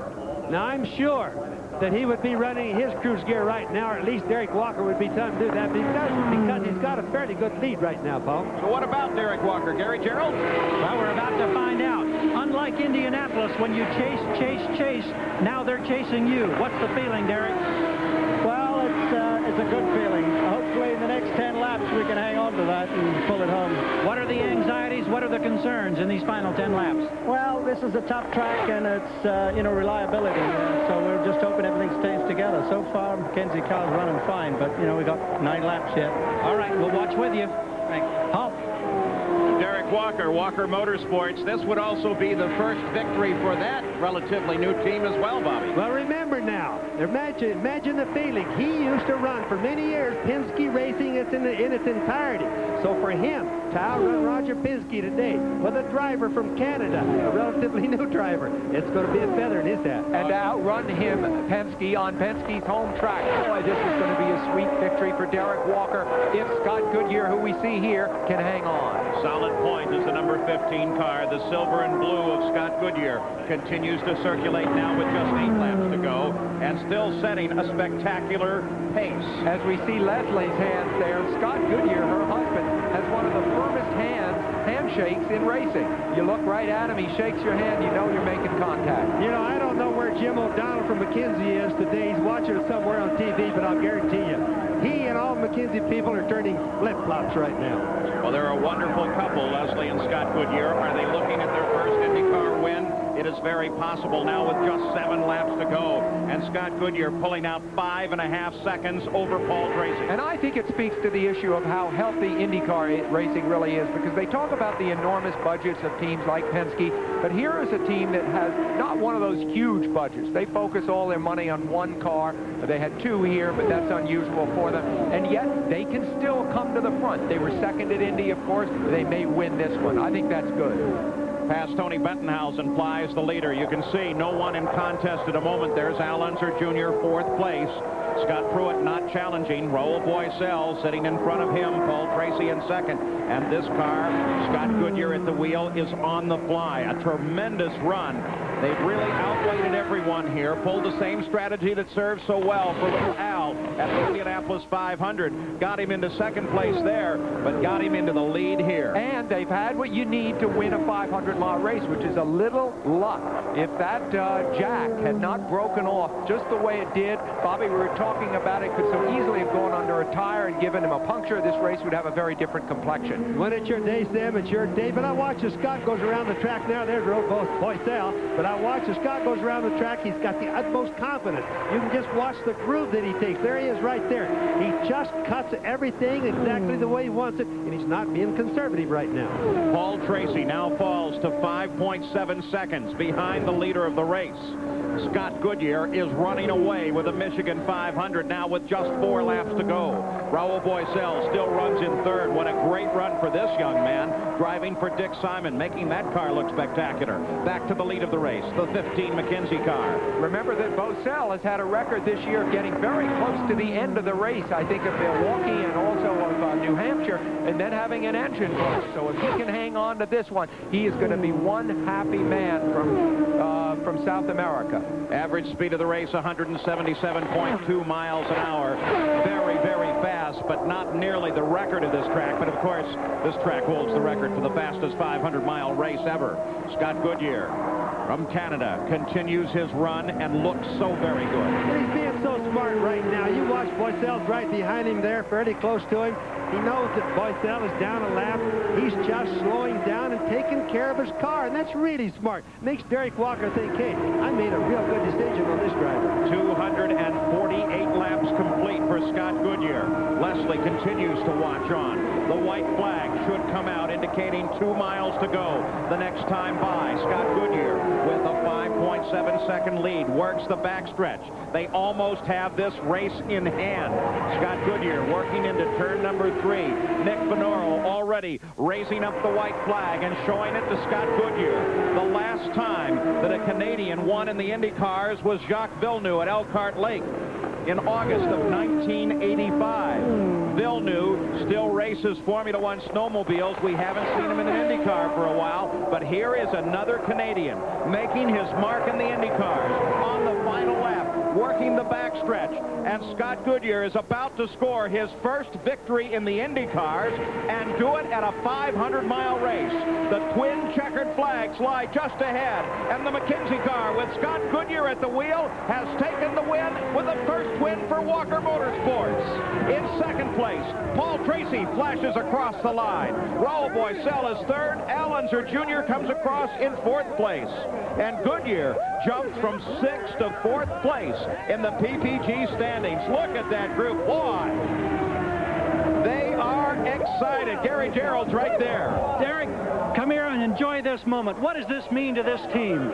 Well, hopefully it's another year in the 93 season. You know, a bit more sponsorship comes along. McKinsey stays with us, and we go on. Hopefully it's what we need, you know. It makes up a little bit for the bitter disappointment of that great finish at Indianapolis, I would think. Well, I think so. I think somewhat, in some respects, Michigan's a harder race to win. So I think Scott did a great job. And a cooling bath to go along with it. We offer our congratulations. Thank you. Thank you very much. All right, Paul. Scott Goodyear did a superlative job as Walker Motorsports takes the victory and Scott Goodyear his first win. International Race of Champions coming up in just a few minutes. And rolling for the first time into the winner's circle, 32-year-old Canadian from Ontario, Canada, Scott Goodyear. What a satisfying moment this must be. Not only for him, but here comes the team. And boy, are they happy. What a wonderful moment. The first IndyCar victory, the first 500-mile race victory for a young driver. Track the green stretch of grass here at Michigan International Speedway. We saw a foot race. Okay, we do all those hats later, okay? Down the pits at the Penske pit, Paul Tracy. As he's climbed out of his car, his chance gone. He finished in second place, but still, he looks so very good. And we see where the new names of this sport are to come from. Now let's go to Jackaroo. Now, Paul Tracy and Scott Goodyear put on one whale of a battle. There's Leslie. Oh, look how happy he is. The final results, unofficial, of course, for the moment. Scott Goodyear wins it. Paul Tracy finishes in second. Raul Boisel third. Allenser Jr. fourth. And Scott Pruitt with a nice finish in fifth place. There's the rest of the results. And let's go down to Gary Gerould. Well, Paul Tracy is signing a cap as we await that victor's interview. Paul, what is the feeling like, because you're so close to winning for the first time in this 500-mile race, but then there's a satisfaction that goes with a second-place finish? Yeah, you know, I think I'm really happy to get the Mobil 1 Maxwell House Marlboro car just to the finish, just to get through my first 500-mile. And, you know, I kind of played the hair for a while, which I shouldn't have. We could have cooled down and saved the car for the end, but, you know, all in all, I'm happy with the way the car ran and the way the crew performed in the pits. Well, we congratulate you. I know there's disappointment because you're not over there in Victory Lane, but a fine job. Yeah, you know, the crew gave me a great car, and I just want to thank Roger Penske for giving me the opportunity to come back here. Okay, thanks, Paul. Let's go to Victory Lane and Jackaroo. Well, first of all, second place at the Indianapolis Motor Speedway. You were literally in tears after that. Hey, your first 500-mile race. Scott Goodyear, congratulations. A heck of a run. I'll tell you, it's odd that we win our first IndyCar event on an oval, because we only started ovals 3 years ago, but I'll tell you, it feels great. And when we had that last yellow flag, we had to run to our fuel numbers, and we couldn't really catch up. We were just sort of sitting there and watching, and then we got that yellow. I knew our fuel was all right, and when Derek said go ahead and run higher RPMs and 100% fuel, I knew we were going racing. And when the green came out just before there in those pace laps, when they're cleaning up Brayton's car, all I could think about was sitting second at Indy, and I thought, this is not happening again. How about when you made the pass? I mean, take us through what that was. Well, the only thing is I knew the car could really go up in the top or down below, and tires were probably a little bit cold because we came off the yellow, but thought I'm going to go around the outside and stick it there. And I think we didn't, you know, I think the other style of Chevrolet motors have a little bit more down the straight, which they showed, because Paul was able to come up underneath me and get going down into 3, and thought there's no way. It's just the last few laps, or last 8 laps, wherever it was flat out, and that's the way we ran at Indy, and that's the way we were going to run here. Big change from Indianapolis, though, Paul. This time he's in Victory Lane. And Scott Goodyear's first IndyCar win comes in his 52nd start. The points battle, well, it tightens a little bit with Bobby Rahal falling out early. We'll be back with more from Michigan. More celebration here and more racing on ABC Sports. Next, the International Race of Champions, round number 3 at a racetrack where all 12 have competed. Don't go away. If we take a look at the final results, Chevy engines ran 1st through 6th in this field. 7th place, Buddy Lazier, that's a Buick engine. We look down through the rest of the field now. Of all 24, Bobby Rahal with an 11th place finish. Rick Mears, a disappointing 16th. Eddie Cheever, so many hopes today, finishes in 20th. There's the rest of the field. Let's go to Gary Gerould, who is now with Al Unser Jr. Al sits here on the wall. Al, I know that when you got out of the car, you went directly to Paul Tracy and had some pointed words. Why were you unhappy? Well, I just wanted to tell Paul that he can't move over on anybody down the straightaways at any of the ovals or anything like that. And he moved over on Scott, tried to block him, and then tried to block Boisel, and then tried to block me. And I just wanted to tell him that just try to teach him and make him learn that you can't do that running 200 on these ovals, because you'll end up hurting somebody very badly. So. Is it a closed issue now? It is a closed issue, yeah. I talked with Roger, and you know, I think Paul understands now. Okay. So. Thank you, Junior. On a 4th place finish, we congratulate you, the Indy champion. Let's get back to Jack. Well, Gary, I'm with the 3rd place finisher, Rahal Boesel. You can continue to get better and better, but a little bit of a disappointment this time because you had to make an extra pit stop. Yeah, we did an extra pit stop with, I think, which really didn't need. I think it was a misunderstanding between our dashboard and the computer on the pits, and so probably that cost a better place for us. It's probably why he didn't want to get out of the way either, because he felt he could get back in the hunt. Paul? Rahal Boesel finishes in 3rd, 7 pit stops when everyone else took 6. So the race has been run, and a great race it was, with a new champion and a new 500 champion, Scott Goodyear. Don't forget, IROC is coming up.